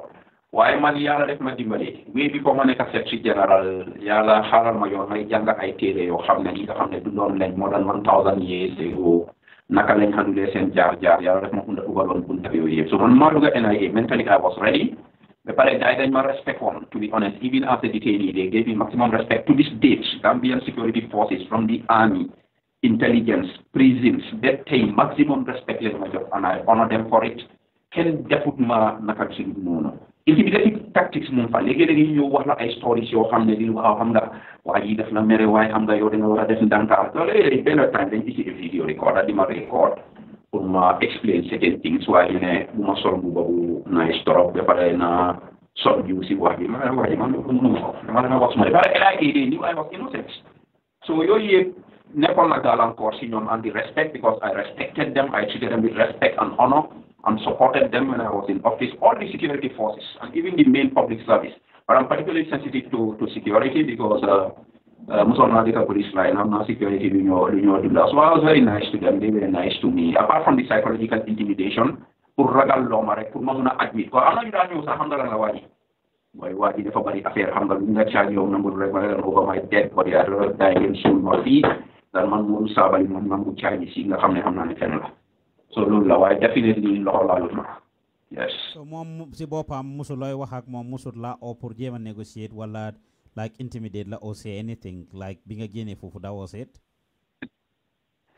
Xam nga lu fay like wax naa Yaya Jammeh mere woon na ma si yenn advice yi ma ko advice and I know Yaya Jammeh ndeysaan I know tey ne su ma xamoon ma déglu xale bi wallahi war na loolu sax war na ko aw ma si ñaari xel because yi ma ko advice yi bu ma génnee office another person ku fa nekk benn bi seen kase mu ne ma waaye loo ko advice yëpp mu bañ laa déglu gis na ko tey so 2 weeks or so before mu daaxama stoppoon na ma di ma gis parce que ma xam naa Yaya Jammeh coow yëpp suma gannaaw la yàlla def ma mayoon leen kersa suma digganteeg moom yenn décision si sax su ma ko ñaanee dara sax ne bàyyil kii nangu wut buguta nangu na ma wax waaw su demee kër mu koo organisé wax leen estimé man ma ne li mooy instruction bi na ko def so since then nangu wut sax ñu talk sax am that opportunity for talk waxtaan or anything he may be messed up of course with his aiders and abettors for ne man la ñoo lor fekk ñu ngi play into Allah's greater plan and I thank God for everything alhamdulillah ala kulli hal. A lot of people, including most recent of which is Nogo Njai, said ñu nekk NIA ñu bari duñ Gambians ñi def torture yi ak intimidation ci yu yëpp non Gambians dañ Senegalese Casamance is what is being said. Did you encounter any non-Gambian at NIA or in any of our security apparatus while you were in their hands? There's one thing about Yaya Jammeh mo operator. Ken du mun a wax su dee yaa ngi ànd ak sa xel doo mun a toog rek Yaya Jammeh they operate nii rek la because times that they change, circumstances that they change, and every circumstance Yaya Jammeh has his own way of dealing with it. You understand? So man du ma ñëw fii du wéedali Nogoy wax because Nogoy case am ak suma case dafa utee circumstances dañ utee because lenn tam observe naa ko tam Yaya Jammeh as time was going, with each year, dafa gënoon a taaw gënoon a sañ am nga so ku nekk ak sa experience Man, at the time, I didn't encounter any non-Gambian there. Why? Mamuna Wedi, why he anti-Nogoy. Yeah. So you were Yaya Jammeh in a nutshell. If Sabally is to describe Yaya Jammeh, how would you describe him? I think it's a very smart patriot, very ambitious, very Pan-African, with unfortunately a lot of paranoia that led him to become a very cruel human being as well. You know, but all in all, I think he had good intentions, he had good plans. The circumstances, especially Gambians that surrounded him, didn't help him much. Unfortunately, some of these same Gambians are in the current dispensation, unfortunately. So it's a complex, it's difficult to describe. Well, so economic crimes, his government is accused of a lot of economic crimes, corruption, you go on, some of which were there, of course, the abuse of these offices, social security, ports, all these government parastatals and stuff. What's your take on all of that? Do you think Yaya Jammeh's government was a corrupt government? You know, man, Duma Watne, Yaya Jammeh was not corrupt. I will never say that. But let them go to the courts to prove it. If you proceed, even the back intention would that look back. The end result was going to be a good thing. Why more they say they end up yawning the hamne, Saka you will integrate sitting there in the hamne, you will govern. Unfortunately, so Buge encourage a put top and mom that they feel Nayo, in a bull of sorting, achieve goal and good achieve. I remember the year when then Fasa 1 billion from social security. It's not true, fella. A lot of the money, I have social security, hear me right, and I'm not defending anybody for anything wrong. But a lot of the money that came out of social security went into funding public corporations like NAWEC. And this is why I was shocked listening to NAWEC, they know them talk currently public corporations. Because the social security process NAWEC. So a lot of the money went into social infrastructure, public works. But did he do it properly? Maybe not. I'm not a mom, generally, if you proceed your mom. So, what if you get about end up down because of our fee, you know. So, in your view, he had a lot of good ideas and he meant well for the country. Why Nimdon Dohale Mone could write? Definitely. And it's so sad. So, okay, like somebody like me. I mean, I think in the work, in spite of anything they told him, but for instance, the Italian project, which was one of the worst he ever got involved in, no has to said it in public. That particular advice, but I know that it was bigger than that. Why so wow, that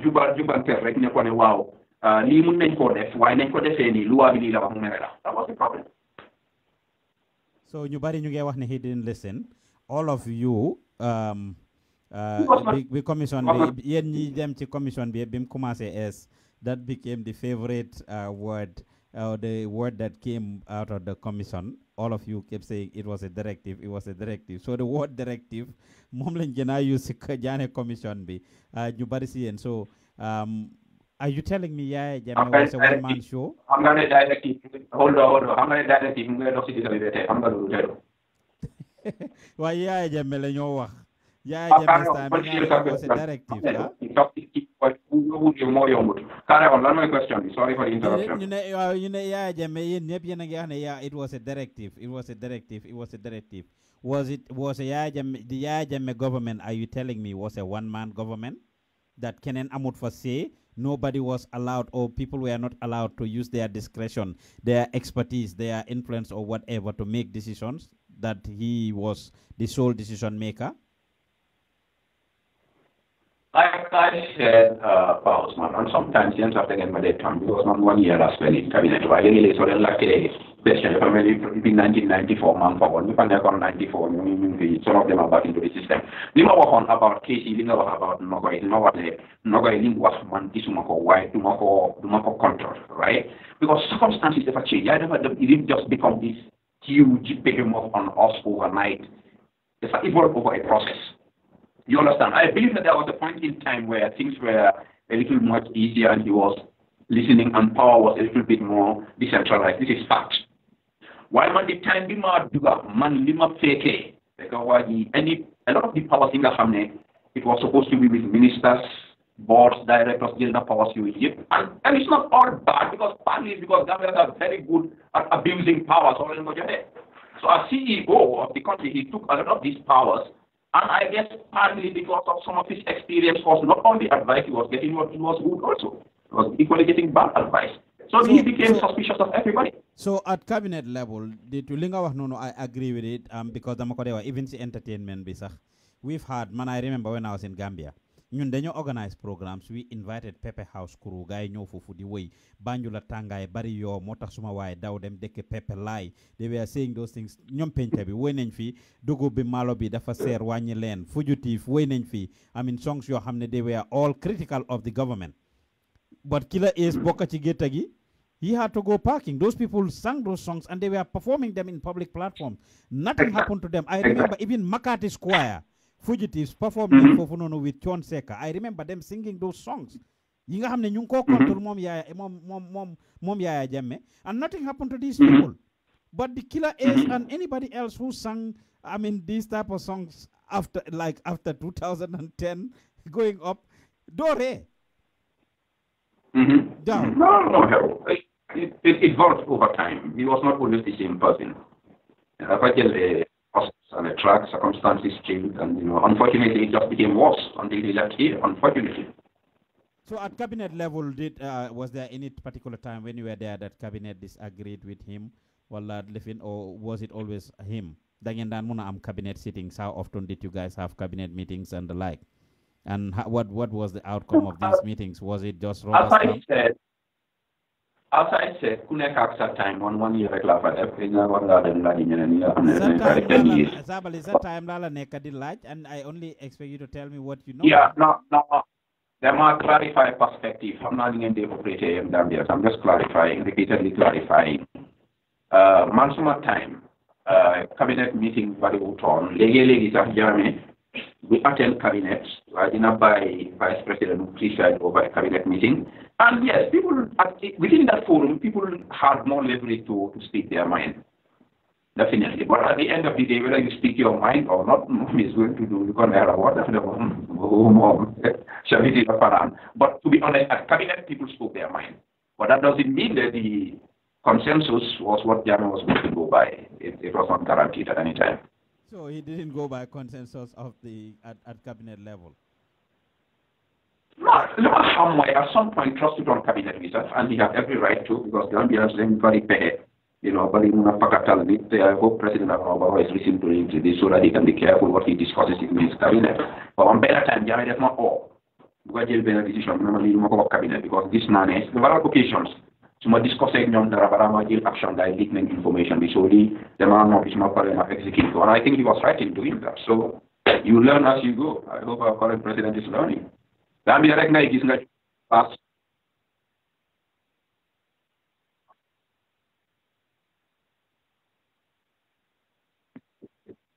Manenda Dangan Muna talk rek and call Jammeh and talk to him Ogisco when you wanted, because even the vice president vice president we set a commission she said Jammeh wasn't easy to see.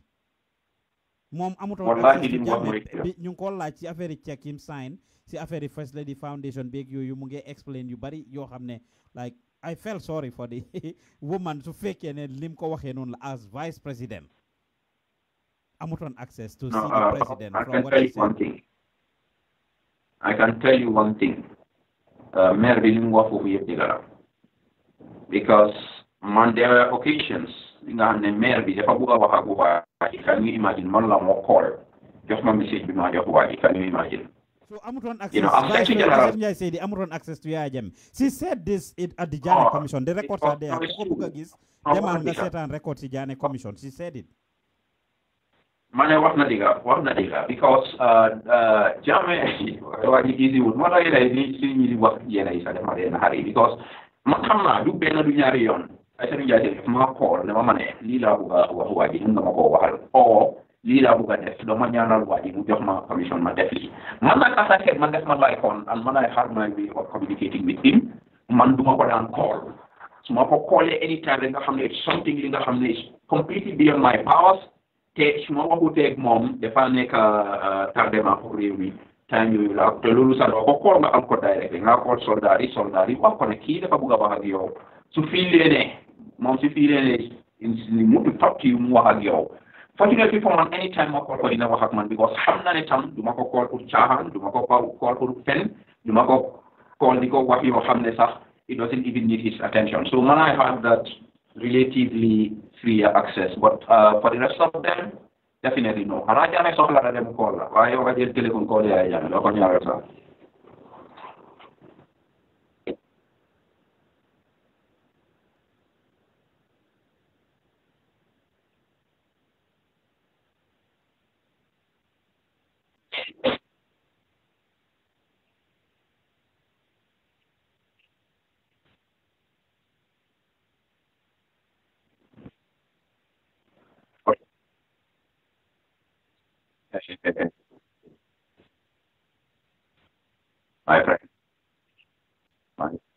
my friend Jammeh was a soldier he was comfortable dealing now you good project your views on me and I never young but Jammeh was a soldier he was more comfortable dealing with soldiers what's wrong with that it's perfectly fine man I was very cool because soldier you am yar ak taking especially to Fasa unfortunately go na ci ñu ko taw even before nguuram bi di jeex nga xam ne sax dañ leen daan mun a use sax pour defal ay things su buggee mere nit you know bugg a jëyal léegi-léegi nga use gars yi explainal leen ne affaire si nii la demee soldat yu baax disciplined and very good in communication there's nothing wrong with it. Yeah, but technically, what is the role? Would that not render the office of the protocol redundant? Su fekkee ne mu ngi use soldat yi liggéey bu protocol officers yi war a def mu ngi use soldat yi pour ñu def ko. I mean, was that right? My friend, there's nothing wrong with it. Yeah, Jammeh can protocol they had more than enough on their hands at the time, and they have no problems with these soldiers doing those things. It was perfectly fine. So you called him Pabi too, because Pabi did you call him Pabi? How did you call Yaya Jammeh? Bantur nga ko daan oye. You might go down oye Pabi na by Your Excellency. Yo personally naka nga ko daan oye. Excellency.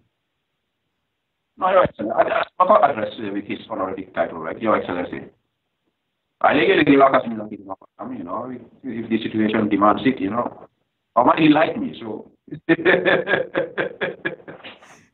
So, is it true that he didn't compromise this title of His Excellency, the President, Sheikh Professor Dr. Alhaji Yaya Jammeh Babili Mansa? Is it true that he didn't compromise Lulu? The titles? Of course. That's really sad that people what titles you. Why don't talk the what titles you read? It was just for official reasons and occasions. That was it. Whenever you wrote or you spoke about him, you had to use those titles, right? Wrote where? Whenever you had to write anything, where you had to mention him as the president. Limawa, like Secretary General Faligay Bindala. If I'm writing a minute to him, Your Excellency, Sumanja had a speech. It's not got titles. I mean, why don't I would never pronounce all those titles in one row? I have my way of doing it. President Jammeh, His Excellency, you know. So I would never. Babili Manzagi, Professor, be Sheikh, be Doctor, be. I mean, you didn't go, your Jarulos, you No. I would never go through all of those titles. Like, I had my way. Did not address with respect. In a way, did not have you know, I'm going to boot can you did not have why I don't have to use all of those terms all the time. Achabok. Sa second japa Sabally lan nga def ben japa la bay ne japa nañ la 5 months ñu bay la. What was the circumstances surrounding the second arrest, your second arrest? Oh, that my second address, so why are you asking me about it? Huh? xamuloo lan moo nekkoon suma second year prepare nga ko laajte. I am sure that you don't remember that. Momodou Sabally, What? I am not asking you for me. You were doing fine. All of a sudden, start getting more question at the living at. Laajte answer smoke man laajuma la dara ngir man yow xam nga ne I follow you, I follow yours. Ngene lan? Arama emale la wax. Li ma wax mooy man I was arrested at least 3 times. From now, the last one, just to make it clear, but more waste time second arrest, what was the circumstances surrounding your second arrest? I didn't go to the second arrest.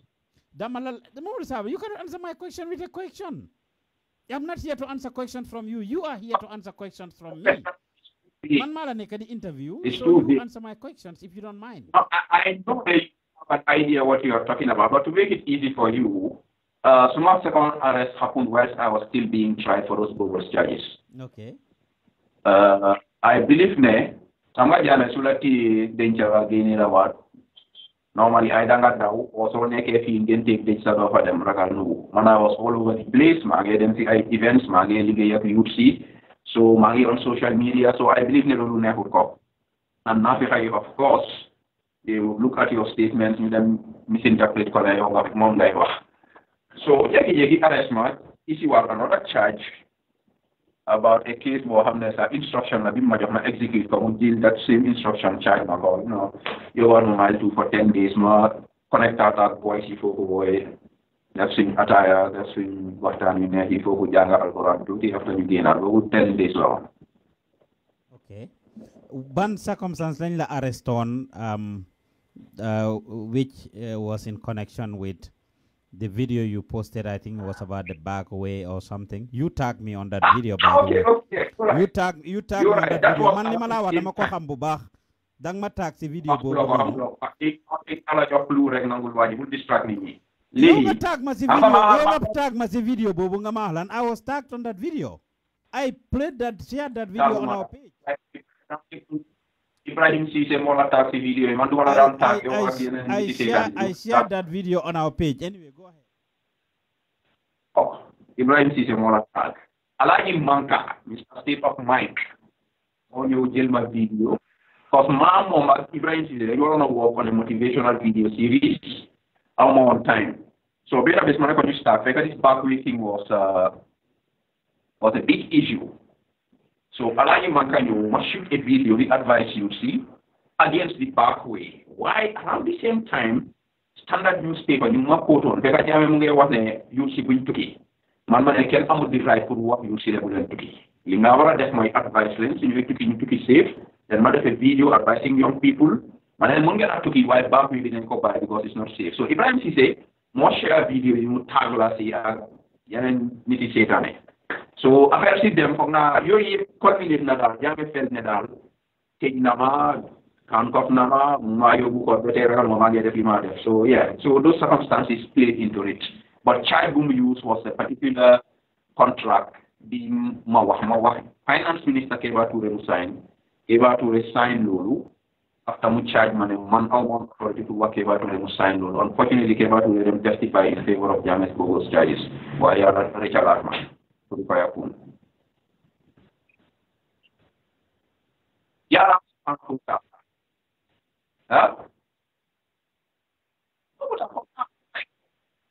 like this particular arrest book, right?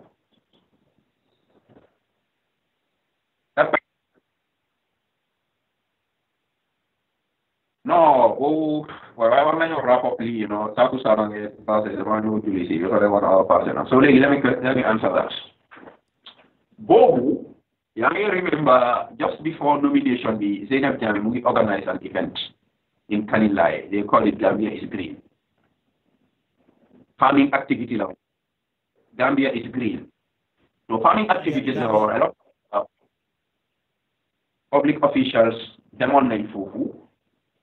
Then GRCS was there. Of course, we have seen Finindi. We don't go again tele. I think a day or two after the nomination started for the 2016 election, the first person to be nominated was Mama Kande. So you knew them. defar ay parities Mama Kandeh crowd am bi he had a big crowd waaye mënutoon a am access dafa am pour waa jabaram ak entourage am bi dox a long distance pour ñu mun a egg IEC building waaye fekk man Paco yi waxoon naa gars yi ñu égal caméra yi def ko on top of IEC building ñu mun a zoom capture crowd beeg yooyu so we did a fantastic job capturing the nomination ñu def ko si news bi as required by IEC ñu isi what highlights 45 minutes after the news of Mama Kandeh nomination. So why man because of the picture quality a crowd bu Mama Kandeh pool man xam naa ne lu leen Jammeh. So we génnee loolu man ma dem tëdda si guddi ñu génnee waa programme yi Gambia is green. Waaye to be honest Zena programme boobu was not a very big success because nit ñi bari wuñ woon. So Jammeh loolu la seetaan guddi rek général ba di koor ma waa ñu ne waaw leen li ngeen nekk di génnee ci programme yi Zena bi loolu correct nekk leen di génnee nit ñi bla bla midnight ma ko waaye wala ko guddi de all pa bi mu baanal ma rek ci suba nañ ko edit rek ci suba boobu man nettali moom wala maa ngi office la ko ba di koor wala ko dem sa yéen pig mama Bakary Fati detail ma be after the impasse so my lord in the service yeah and I really know what Mandinka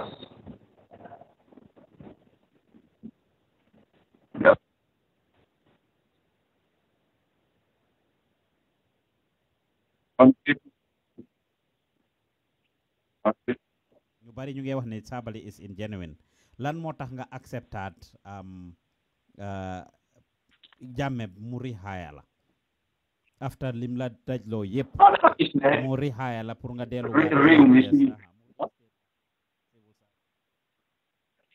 in fact mu dimoot la sax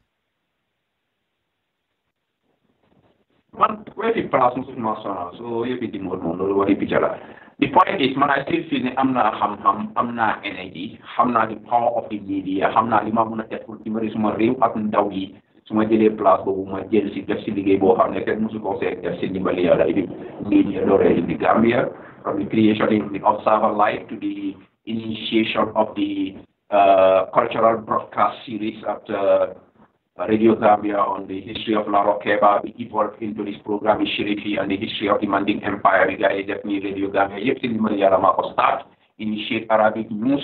Jël ay ndaw yu mel ni Rahim te yow bu Rahim nga xam am na ñeneen ak ñeneen ñu fa nekk génne leen ci liñ nekkoon dugal leen empower leen ba léegi ñu ngi on a global scale ñu ngi impact thousands of lives man loolu moo utee dara na ne fi place ak fi lu tax mu isi la waa loolu fi vraiment liggéeykat laa te suma réew lay liggéeyal liggéey naa fa and I will work for this country again nobody can stop it inshallah. Yeah, but using those going by the record though Sabally ñu bari ñu ngi wax loolu ne Momodou Sabally with Yaya Jammeh daf ko nekkoon di use puppetam la woon because soo seetee yim la doon def lo for example you were SG mu used to read that statement that you regretted and apologized for nga jógee foofu tools sam yi nga xam ne moom la doon use to do propaganda from what is being said by a lot of people Observer mu yóbbu la foofu Observer you publish pro-government stuff all the time and debunking a lot of the things that was supposedly happening from what people are saying according to the realities of the time.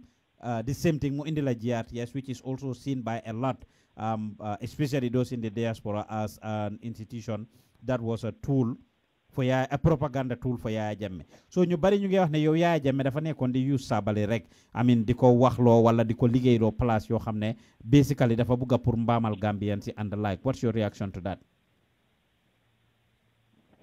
Well, dafa mel ni yow tam wax bu sew moo la neex rek waaye yow sa boppa testing nga file nga fii si one of the most influential young people in the country right now su ma liggéey DRCS platform boobu la yàlla ma yombale pour ma liggéey ak kooku to bring out the best in him te kooku kiisam rek nga xam you know in terms of using Observer as propaganda ma demee Observer was the first time we had young talented Gambians hitting the front page of a major publication through Observer Live amutoon you know with tons of things you cannot even recall it all overnight MGRTS create for the entertainment news segment I mean a lot of things I'm time to specify all of this create with the brilliant initiative of this young guy, Fatou Mulochi. He's one of the most influential young people right now. Poetry slam. Young former champion, Minga Diga, young Cherno Jadesan. Bigadi launched the moribund national think tank, the Hallelujah useful animate, it was my work at GRTS. These are the same kids that are working at the Constitutional Review Commission, at the Truth and Reconciliation Commission. Boy, I'm Santaya accepting your be at GRTS observer. Alhamdulillah, no regrets. My Santaya, the beginner kids, give you my Gion, you want to go. Ñoo mag ben am ay bangaas yoo xam ne ay junneeg ngir ñoo toog si ron ban ak yooyu di si njëriñu si wali yàlla man liggéeyu man ngir kaaru nit ñi man dama liggéey sa position si nga saaf yëpp on the government, which one did you enjoy the most and why? Running GRCS and Observer, fantastic, mashallah. I think I was able to have a lot of direct impact more at those places and create solutions in not only media but youth development in this country by the grace of Allah subhanahu wa ta'ala. But with GRTS and Observer, that's not your doing. Lima wax ne it's not your doing. Ne déglul ma jekkali suma question bi xamoon naa ne ding ma dog bi ma ko commencé. Lima wax ne it's not your doing is them being used as propaganda tool wasn't your doing. Why even when you're being funny, GRTS do not gain it. That for the most part, ludut Yaya Jammeh content. GRTS do not gain it. Yaya Jammeh content. It wasn't fair and honest. It's not true. It's not true. Them all like Jibu Balagin, they have not benefited from Observer Light. Them all like by Bible. Them all like ST Brikama Boyo. Ak nyenen. That Observer Light. Them all like Abdul Karim Wagan of Open My Festival. But impact Observer Light on Gambian talents and Gambian music scene. A lot of what's happening online, so it's just a copy of what I was doing at the Observer Live. You go to GRTS, that poetry slam di Malawa. This big my you NIA put detail no fake for Sadio Jalwa, former ambassador. Now why am I talking the session of GRTS? Hale on poetry slam, they were talking about democracy. The man already about man what the impact is here to stay forever. Yes. Fatou Camara accused you of being the one responsible for her sacking and problem. We cannot go on forever. I've been here for about 2 hours. No, agud ko. Wow, dina ko respect, but Fatou Camara accused you of being responsible for her sacking at the time. Ne yow ya ko jaxase ak Yaya Jammeh. Am na ndax amul?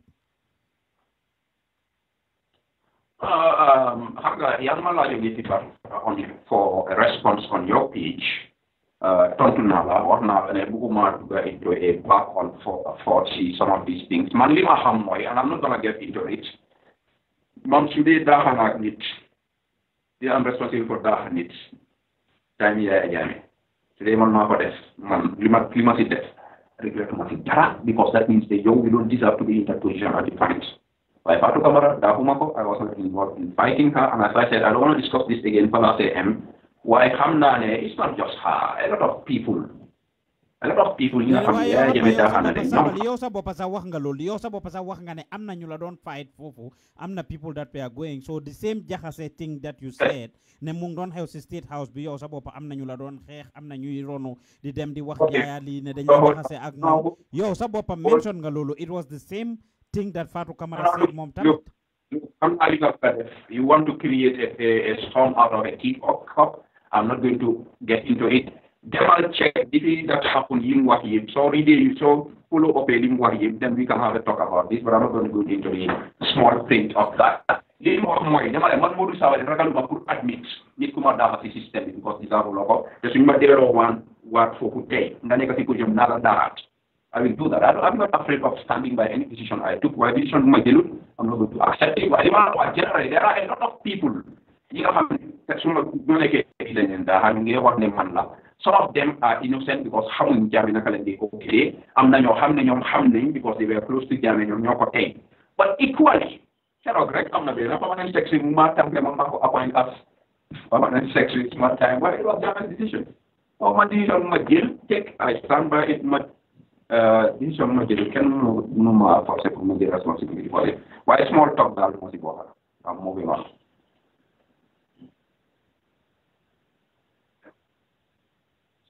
Stop, never full stop. I am not full stop. full stop. yéen a ngi déglu di seetaan face à face Momodou Sabally laa jàkkaarloo tey moom mi nga xam ne liggéeyal na Yaya Jammeh waxtaan nañ yu bari ci yoo xam ne time bi mu nekkee foofu 1 year bi mu fa nekk xew na while he was SG nga génn Sabally, what have you been up to depuis bi Yaya Jammeh, of course you left before Yaya Jammeh stop nga di liggéey ak nguur gi bim la fire after GRTS he didn't employ you again, right? Yes. Okay, what have you been doing? Si lan nga nekk ci looy yëngu looy liggéey?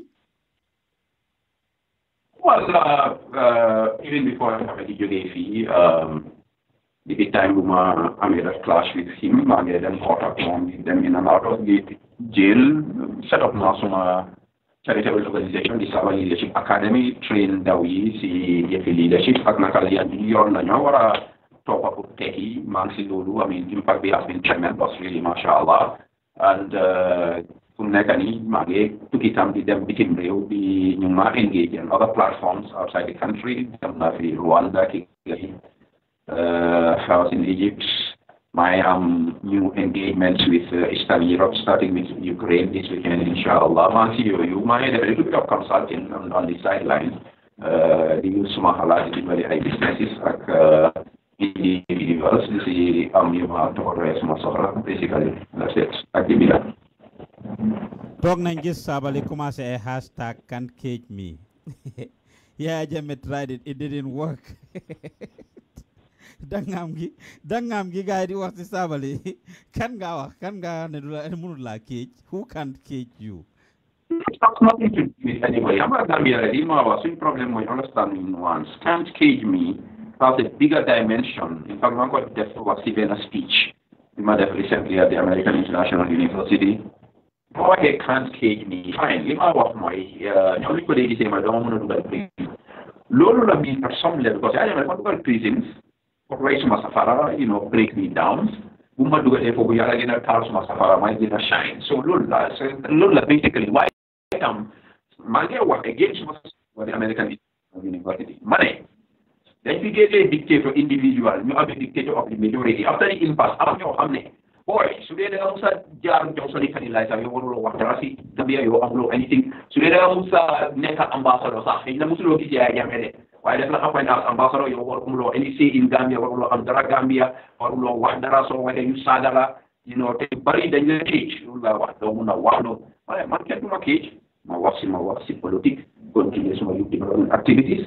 Ma dem li ma leer ma wax so long as si man suma gis tooñu ma la tooñu ma yàlla man kenn mënut ma kii te alhamdulillah bi fantastic success in process bi bëri naa ñu bëri because ñu bëri ñoo nekk di use hashtag bi fu mu nekk nii. Well ñu bëri ñu ngi wax ne yow ak your likes don't have any say in Gambia now, especially in the political arena, because you aided and abetted Yaya Jammeh. You know waaw yéen a aid and abetted Yaya Jammeh. Yéen yéen a ko doon jàppale yéen a ko dooleel so yéen amuleen dara lu ngeen mën a wax ci jamono ji tak Gambian si. waaw loolu lañ bugga waaye gis nañ ne di fàtte maa ngi toog fii di wax ak yow rek loolu nasaraan lay seen wax bi soo mënuñ ko yàlla taal bu yàlla taal saa si mata wax naa gars yi man moom ko jigoon nañ si man li alhamdulillah. We always get attacked for inviting you guys. We always get attacked by a lot of people for inviting you guys. Barki demba rek bima inde Sidi Njai ñu bari were cussing us out and di ñu saga. They think you don't deserve a platform in Gambian politics or Gambia anymore. Well, dégg ngeen li Momodou Sabally wax ci li moo yëngu léegi mu ngi def ay bindam. Your movie Jangi Jolof, you produced it and it is nominated actually for an award. What can you tell us about the movie?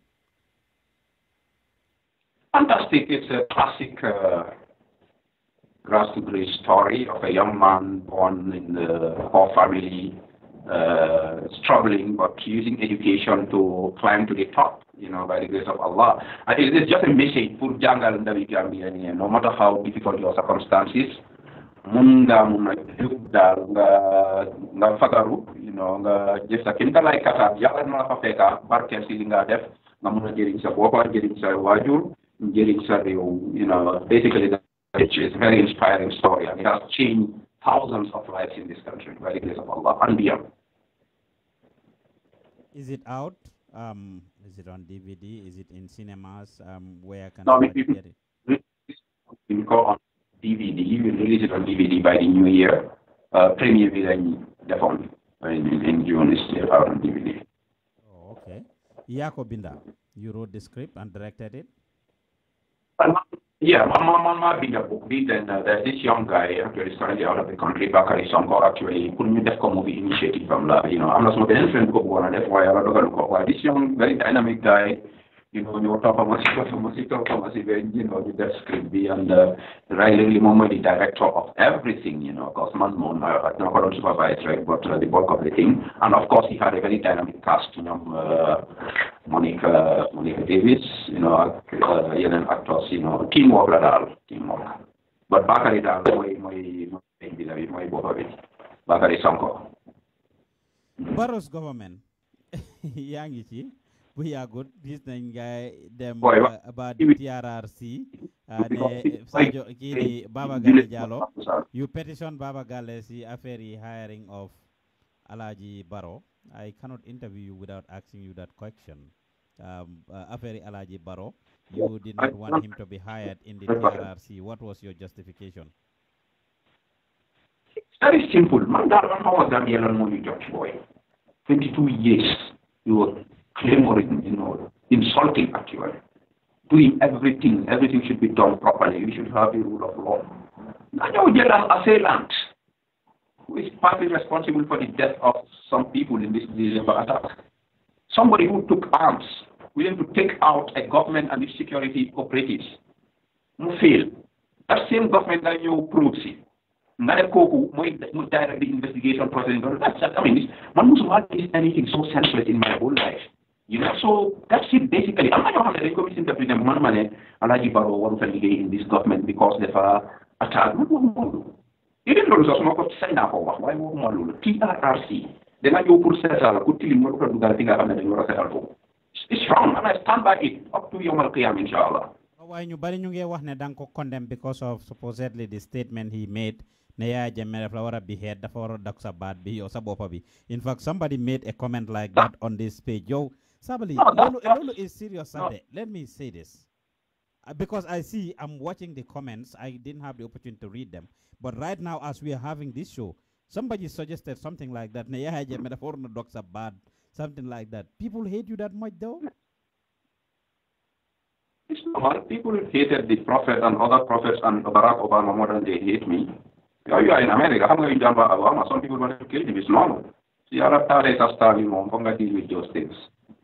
The good thing is in the case of Alaji Barrow, lolu motax nga against ne buñ ko hire at the TRRC because dafa suggest ne yow dañ wara Yaya Jammeh for na dok sa baat bi daf la warona rey dok sa baat bi. Is that true? Ñu bari ñu ne lolu motax, and some are also saying ne da nga guilty because su nekkee fofu noonu because make na such a comment against you su nekkee fofu noonu maybe you have blood on your hands. And that was the title of this thing. Do you have blood on your hands, Sabally? It's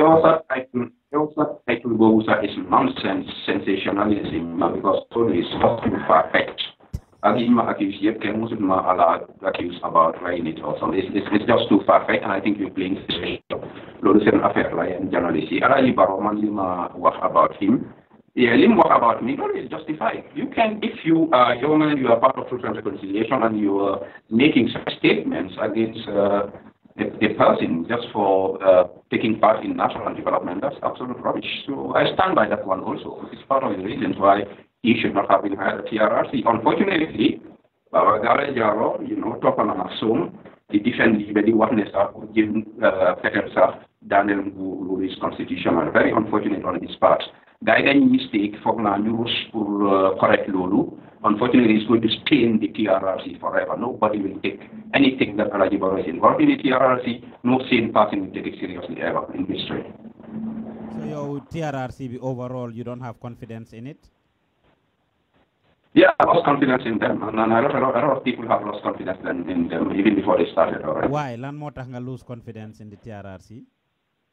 Because of this one, this appointment of Alaji Baro, Baba Galasi was partly a victim to ñu what truth reconciliation and reparation. Ñun xam nañ ne amuñ xaalis sax proper office pour seen boppa ñu ngi égal nit ñi di wax ne after all of this dañ leen a compensate amuñ xaalis bi nguur gi nañ wax nit ñi dëggal.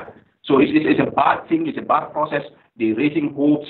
They are going to blast those hopes just like what happened in Sierra Leone and in Liberia. And instead, suñu koy tuutee sax ni commit atrocities ñu ñooy benefit from this TRRC. Now, who will be lagging in panic, but it's very likely. So, yo, Sisa Gis is not, then what again, and you want they are lying to the public in your view. The TRRC and the government is lying to the Gambian victims. Not lying, as I said, it's unnecessary sensationalism. It's not necessary. You know what I did really hopes ni hamnane amuñ jumtuwaay amuñ xaalis bi pour mun a def li ñoo promise nit ñi dafa créer ci problème ci dëkk bi. Unfortunately nag mbootaay tubaab yi UN ak yooyu ñoo nekk di leen dugal ci lii seetal luñ def rek. In fact right now instead of the victims ñoom ñi tànnawante seen xarit yi di liggéey foofu ñoo nekk benefit di dem ay workshop ay hotel di fayante ay allowance nga xam ne kenn xamul boppa bi génn bi na koy njaay mu ngay joxe fii about medical bills. Very unfortunate, very sad. Dégg ngeen lim wax gaay Barrow's government, you were head of civil service in the Gambia 2 years into their government. How do you think the civil service is doing? We all know it's not doing too well because civil service, this government inherited a weak civil service, unfortunately. And unfortunately, they didn't do the right thing. They didn't do the right appointments. So they keep trial and error. You try the right persons, definitely the right positions. And I think maybe we should stop here because really it's not time for either to go. They came up with the blueprint, of course, the NDP and you get a civil service sector reform, and just recently, as recent as this week ñu announced a 50% salary increment. That's not a step in the right direction in your view? Look, blueprint, this is not a blueprint. So, if you never learn correct, so we will not achieve this blueprint. I can tell you that. You can quote me. Because so-called intellectuals, if I can so man don't want to check a few key projects in the family. We concentrate resources on those.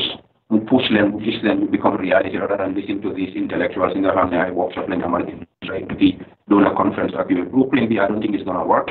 50% salary increase, to be fair, check out number C, but it doesn't make sense to me. This month we are to sustain 50% increase in salary over a long time in a budget that's already clogged into personal developments, debt service, budget B and Yagi projects in Kobuga. Leader, did see just what, not check out budget book B, my analysis number C, but off the cost, it doesn't make sense to me. I don't think why I don't think I'm in Copabital for not the pounds over the long term. So, go more is in a problem. Why your salary mom do amla. Magnitude being jailed at timing, that's my best thing to do. I really don't think so. But as I said, they now check now, see my analyze properly. Between Sadaura Jawara, Yaya Jammeh, and Adama Barrow, who is a better president between the three of them? Hamnane kusine kasinyom 3 years. Yo, so far between Naka Jawara definitely 30, Yaya Jammeh 22, Adama Barrow 2 years lafaneka. Time sinfaneka emot. Why? Based on the, let's say, Soron said, 2 years, guy said, for example, can guy tana sinyom, if you were to make that decision, can Gafogne would be more Yobu Gambia better, or, I mean, time and whatever? Well, young man like question,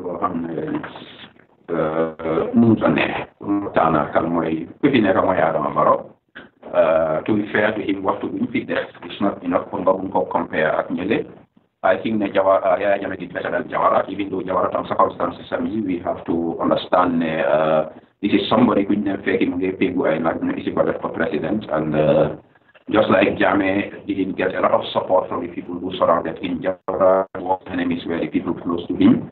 So I respect all of them for what they have done. You know, they all came at the times they were supposed to come. But I think, yeah, not easy at this time. It's not perfect, definitely. Lots of improvement to come in, but I think he's the man for the time. So I just like Baro like he has the advantage of learning from 52 years, and I keep saying 52 years. Only you have for 22 years, and we will 1994. So and I repeat, we need to cut this because interview do not them like forever and ever. I need to go. Thank you.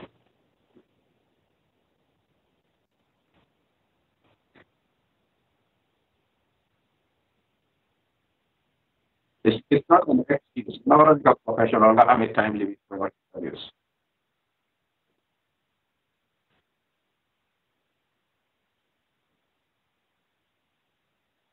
Boros?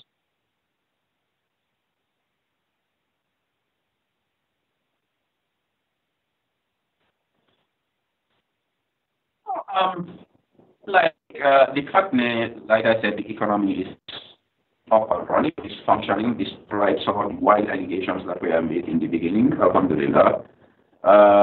Peace, Jama. We have a little bit of security challenges. This will improve on that. We fit in the loopholes. This outrageous human rights abuses stop now for now. Alhamdulillah. We will continue. Baro Amuti, so we need to have it because really it's very unfortunate what's happening. We know just like other leaders have experienced, some of the members of the team are trying to punch holes into the ship so that the ship can sink. That's really unfortunate. So we will decisive action. That's it. That's one of his biggest weaknesses is they are not really pulling their weight. Why they just time it's not too bad. Why really them to some painful decisions? And I think his biggest weakness is the public service. I think you nekk ci ay place yu critical nekk bi def seen liggéey ñu ngi toppatoo seen own soxla rather than soxla institution ci au réew mi and Barrow needs to act. People need to work over.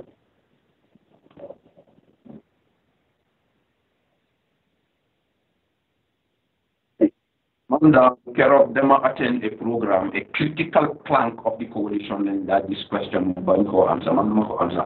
Nyom talk deciding that what to bang against him and talk on your time. This is what the first boy games it everybody games it there are two things. There are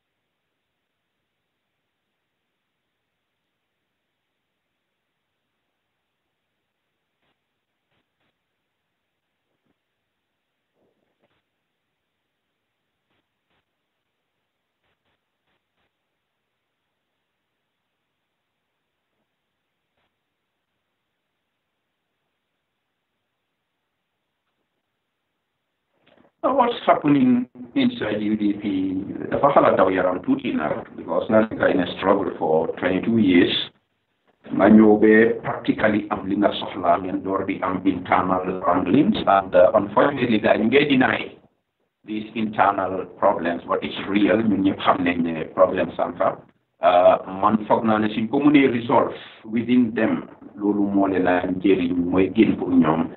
Because the political landscape is getting more and more complicated. The Hamnen express UDP really was more young moving on Bugun coalition government, UDP government lane. Today, Lulu parallel for Amco, not only should UDP be intact for Nyenem Tam, you do the same party directly instead of waiting for a coalition. So today, they are suffer a Nyenem Punyo. Nekasi deal, you gave split apart. It's not good for the party. I'm concerned because I'm concerned about if the parties. I think all the parties, and that's partly why sometimes my different APRC. So I mean, need together on an organized system like a party with a sound leader. That's good for democracy. It's also good for stability.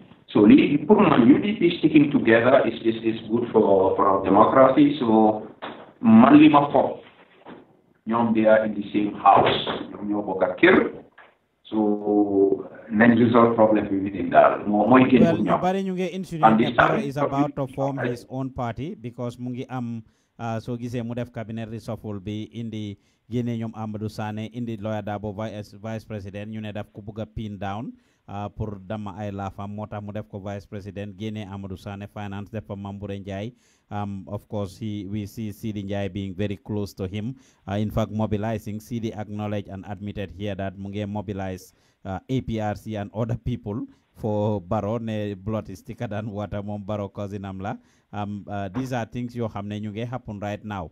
From a lot of the people that Barrow is bringing, and the fact ne UDP said ne he's not going to. Lawyer Darboe is going to be their flag bearer. Which means Barrow may end up forming his own party. Do you think that is going to happen? Well, as I said, I'm not ruling out Barrow forming his own political party. Why definitely dina wani dole UDP because Barrow is UDP and you go support UDP and you so Barrow wants to set up a party. It's going to weaken UDP and the political. Not just the political, even the governance landscape is going to be very complicated. Why it calls for a lot of caution on the part of NECA in this tussle. And even in the tussle, whatever happens in UDP is going to affect the country right now. So I'm a bit cautious about commenting on this current issue linga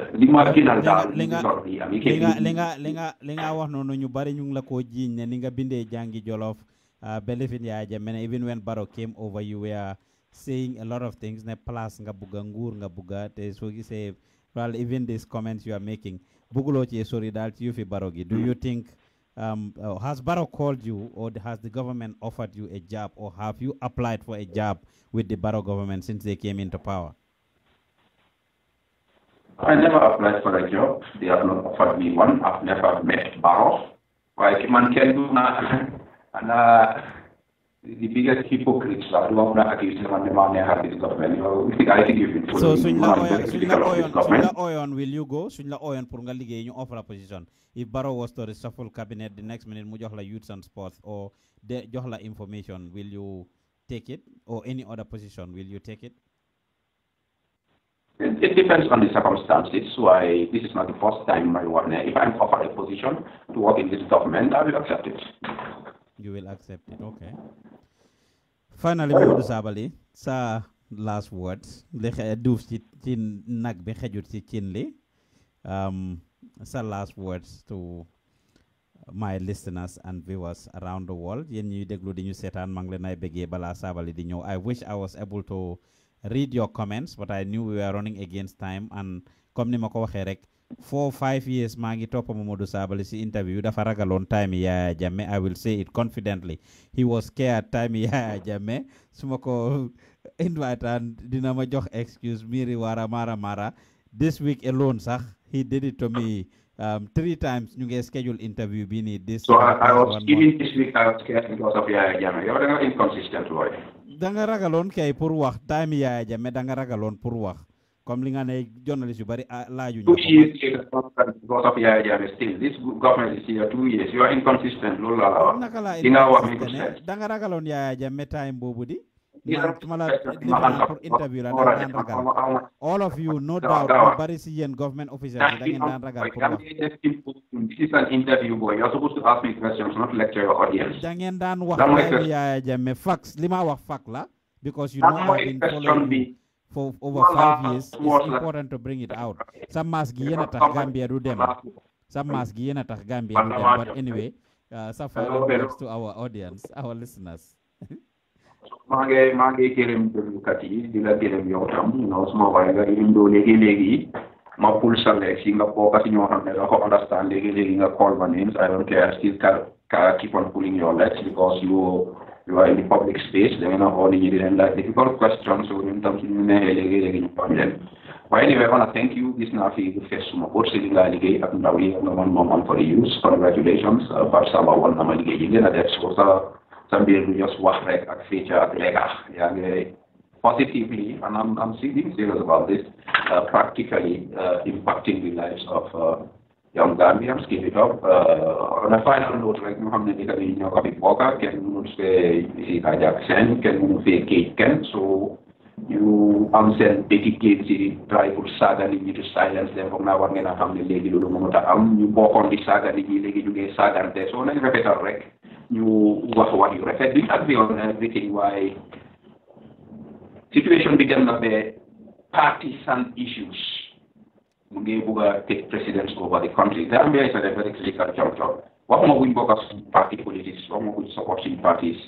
Why above and beyond then we are a very critical, not concerned personally about the future of this country. So kuneka long na different we can try in spite of our little differences. So I'm on the evidence and Jerejef Kokoy Momodou Sabally, former Secretary General of and head of the civil service of the Gambia, Ligay Daily Observer, Ligay Central Bank, Ligay Ministry of Finance, Ligay GRTS, Andak Yaya Jammeh nak for one solid year, Guy Ligay, dégg ngeen lim fi nettali yu bari ci li ñu Sabally wax suñ ci jàngee Yaya Jammeh neexutoon a xam neexutoon a ràññee te lu bari xew na ci jamono ji nga xamee ne jël na nguur Sabally mu ne Yaya Jammeh Gambian yaa ko dooleel toogul rek àgga fi mu àgga bi mu commencé es yu bari yu doon xew ak ni mujjee dafa utee kon loolu lu jara bàyyi xel la edda na président Barrow nag pour mu bàyyi xelam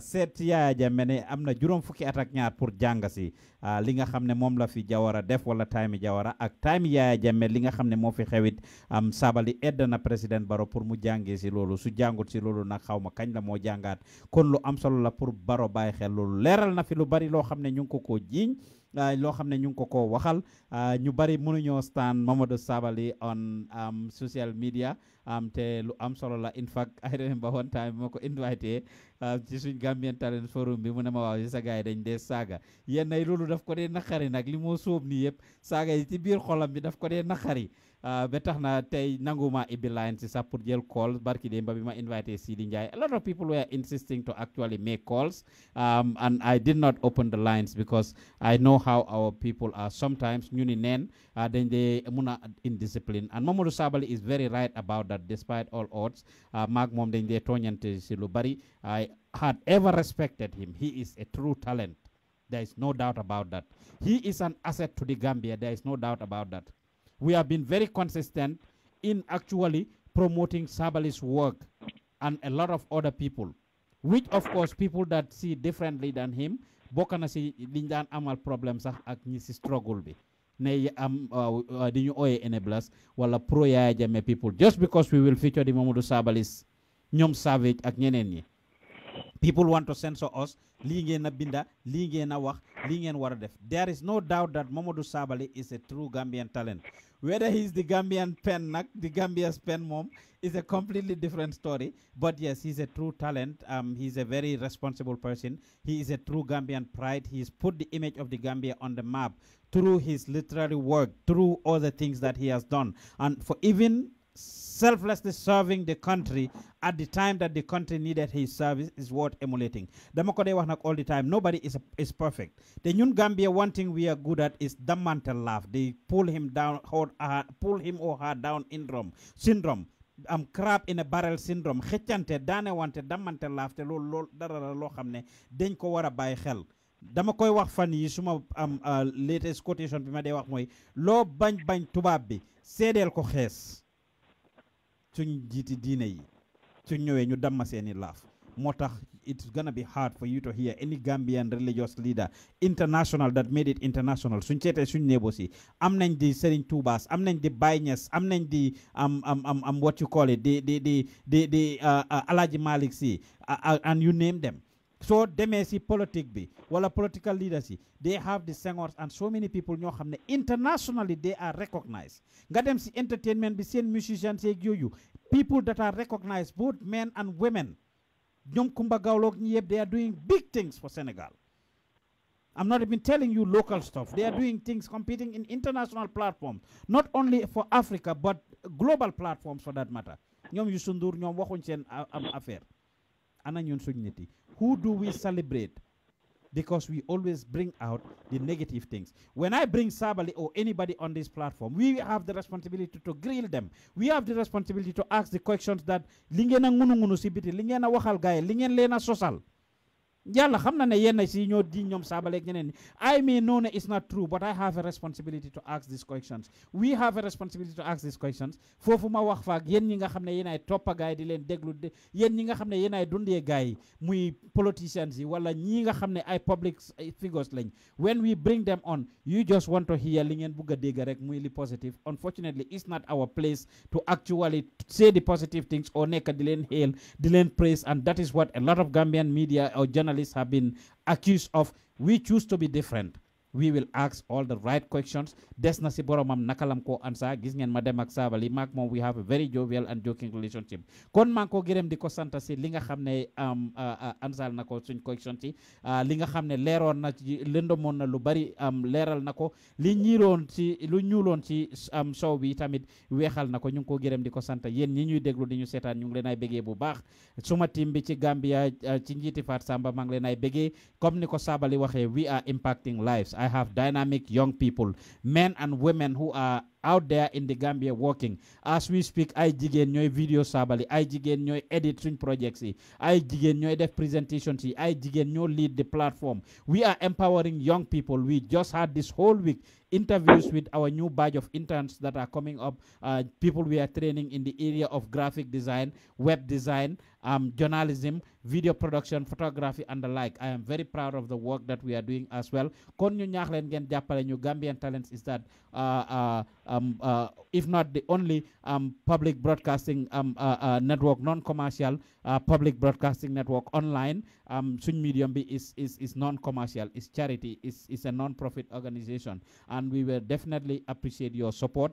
We want you guys to support what we are doing. We don't want to rely on nguur. We don't want to rely on commercial institutions or corporate institutions to support us. We want you, the beneficiaries, the listeners, the followers, yéen ñi ñuy seetaan pour ngeen jàppale institution bi kon ñu ngi leen a ñaax moo tax ñu initiate this partnership with Facebook where you can subscribe for $5 a month so that you can watch our content. Eventually, that's where it's going to go. I've been sitting here for 2 hours change talking to Momodou Sabally. I bring you other interviews. The team on the ground bring you other interviews. Last week, Lafi Fat Samba, future former ambassador to the US, Sheikh Omar Faye on the Lumfidef show. Gis ngeen ñoom Youssoufa Jatta ñu ngi indi Diben Koto show di leen indil suñ artistes yeeg suñ daanaan yi nga xam ne ñu ngi lifin. We bring you diverse programs in different languages. Sarah Odiko is coming up with a Christian show called the Gospel Avenue Show. We have Favor coming up with the health show. Ñu ngi am programs yu bari yoo xam ne ñu ngi ko line up. Everybody mbay mu ngi leen a indil the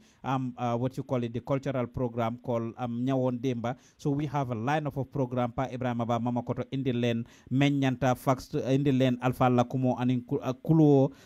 This is something that is very important. We are here to inform, educate, and entertain Gambians using talents, and we appreciate your support. Share leen this video.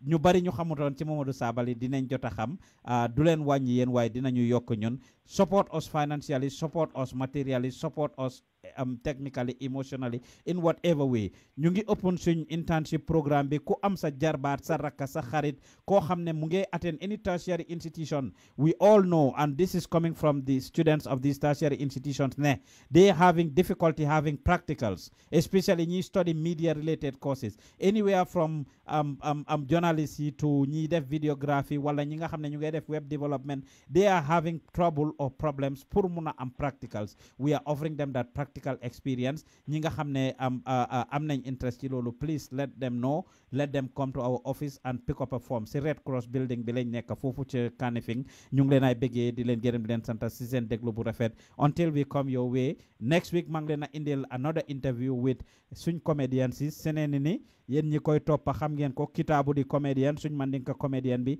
and of course Asan of the Bright Star Entertainment. Ñoom lay jàkkaarloo ci Fasa Fast sometimes next week Tuesday at 4 p.m. ñu ngi leen ay bëggee bu baax a baax di leen gërëm leen santa. Until we come your way next week, jërë ngeen jëf yéen a ngi déglu Fasa Fast.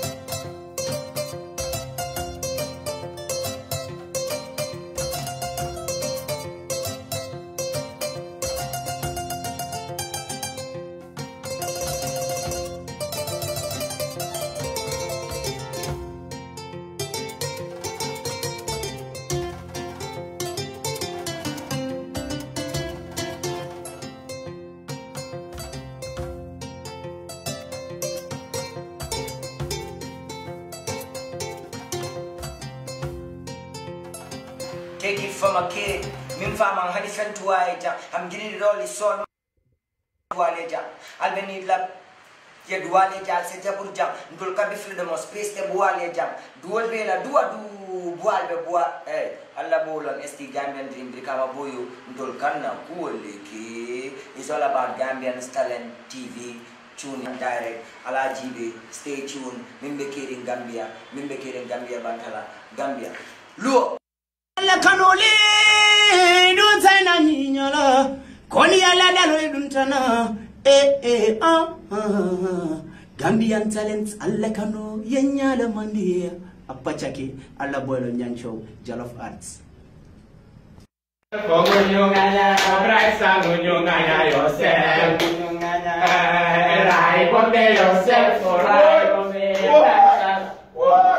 Sorry. Gambian Talent TV, always feel entertainment, comedy, news, anything. Feel very nice. Gambian Talent TV, wapo wati, jannem, alkanal global media, ala bulkumba kakan touch. Alia jibe, music, comedy, favorite dialogue, entertainment na kapula no. Ipasa malala. Talent. Wow. Ngali yende o kwa nyulle nata ka musical kidimandi nyulle nata ka artisolu kidimandi nyulle nata ka jado ganyandi nyulle nata o ka jololo fanam fintindi Facebook oto YouTube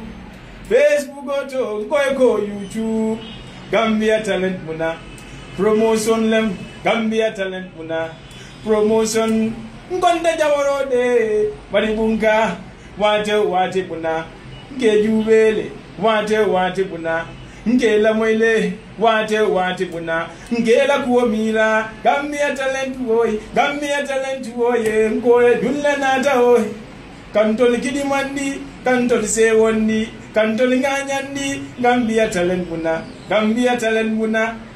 Gam talent woy wali Pa Ousman Joof inimba One nañ ko sànni fële si mbalit gi ne xale ndaw yi toog di ko foye fële door leen di seetaan Gambia Talent promotion you get me they promoted only Gambians and this is our own thing Gambia you get me suma fans soo leen ma bëggee gis boy fii rek la boy si hot platform bii la boy you get me this is how we do it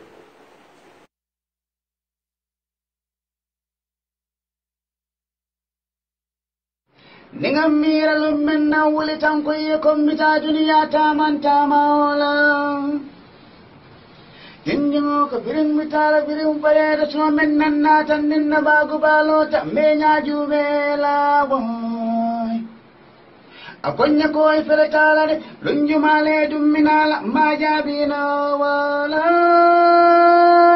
Bari birillo tangtangang kodi anyaji yo wale boita kadi bekirela